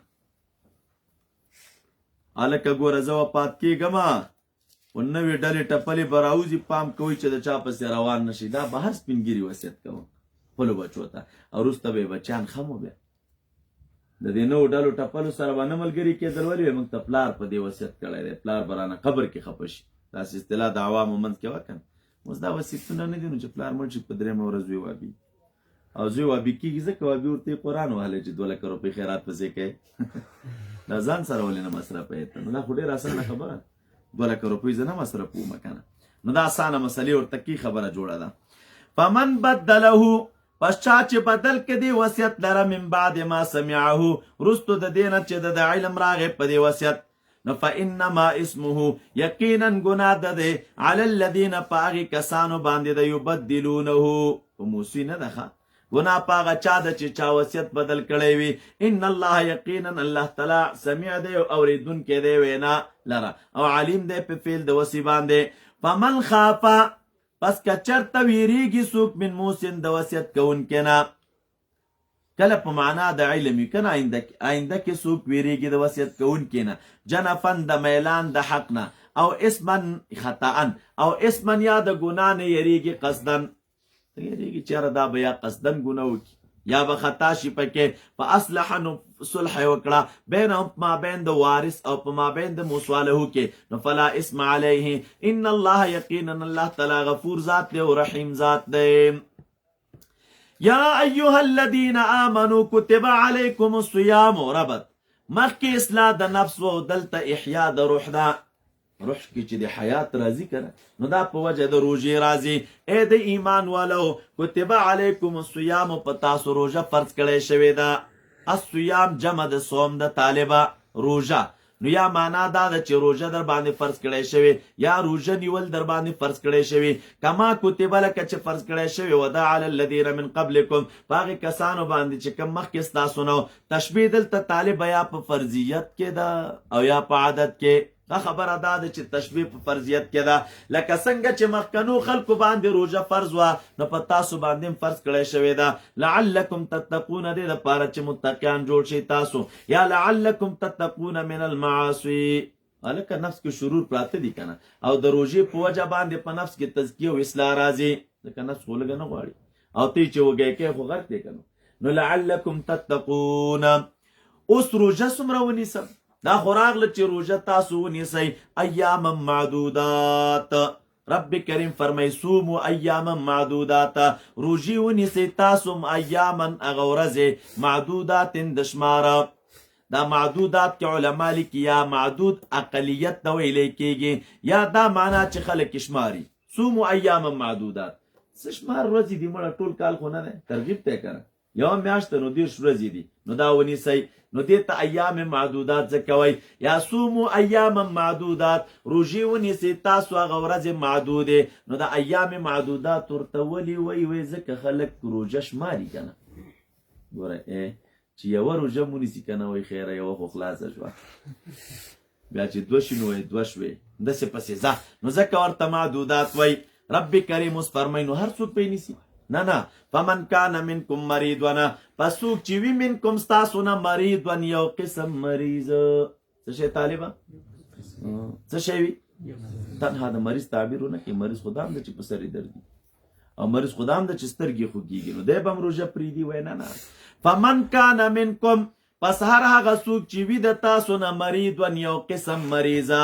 هغه قسم مریض څه شی دی چې دا روژه نیول د مرض سره ټکر وي بعضې خلک کې د معدې تکلیف لري وغیره نو دغسې یو خاص قسمه مرض چې لري چې دا روژه نیول ورته تکلیف وي او علی سفر یا په تکلیف د سفر کې وي نو فعدت او نو تقدیر ولګوئ فمن کان منکم مریض او علی سفر فلم یصم څوک یوه قسمه مریضو یا په سفر کې روژه ونه نیوله نو الله تعالی فرمایي فعدتن فعلیه عدتن نو په ده لازم د شمار من ایام اخر د نورو ورځو نه وروسته نورې ورځې دي هغه بیا وشماره که نه معنا دا نورې ورځې ونیسه وعلى الذین یطیقونه او په هغه کسانو باندې یطیقونه چې طاقت د روژې لري او یې نه نیسي فدیة طعام مسکینه فدیه د طعام ورکول مسکین ته طالبه چې وسم لري وی نه نیسي نو فدیه به ورکوي دا څه معنا نو دې ځای کې علما کرام لیکي څوک وایي چې یا تقدیر د لا دی داسې تعبیر وکړه وعلى الذین یطیقونه ای علی الذین لا یطیقونه هغه کسان چې طاقت د نیولو د روژې نه لري یو عبدالله ابن مسعود رضی الله عنه وایي دا حکم اول د اسلام کې ابتدا کې وروستو بیا دا منسوخ وعلى الذين يطيقونه اوله کې واکو کنه بس وخستا کړي طاقت تو روجي د نیول او کدي نه نیول ابتدا وا بیا وای ورستو چې دا حکم منسوخ شه رب کریم فرمای فمن شهد منكم الشهر فليصمه باندې منسوخ د چا چې په تاسو کې علم په میاشت راغی نو فليصمه د دا روجه اونیسی نو بیا دا خبره منسوخه شو یا علما کرام لیکي دا یطيقونه باب افعال دی باب افعال او باب افعال کې یو خاصیت د سلب الماخذ دی نو چې خاصیت د سلب الماخذ شي نو داسې به تعبیر کو وعلى الذین او په هغې کسانو باندې یطیقونه چې هغه مسلوب الطاقت وي طاقت د روژې د نیولو نه وي نو په دوی باندې فدیه د طعام ورکول مسکین ته نو د یوې روژې فدیه بیا څونه د طالبه یوه سرسایه ښه یوه روژه چې درنه پاتې وه نو که دې نه شوی نیوی مشکل درته و نو یوه سرسایه فدیه ورکه فمن تطوع خیرا چا چې نیکي وکړله په خوشحالۍ سره نو فهو خیر له وان تصوموا خیر لکم او که روژه ونیسئ تاسو نو دا ستاسو دپاره ډېره غوره ده یا لکه سفر کې اجازت شته دی چې روژه ونه نیسئ رب کریم فرمایي که چېرته تاسو ونیوله دا ستاسو دپاره ډېره غوره ده ان کنتم تعلمون که چېرې تاسو پوهیږئ په هغه څه باندې چې په دې ورځو کې څومره اجر او ثواب دی دا روژه چې پاتې شي طالبه که نه او دې نه نیوله که نور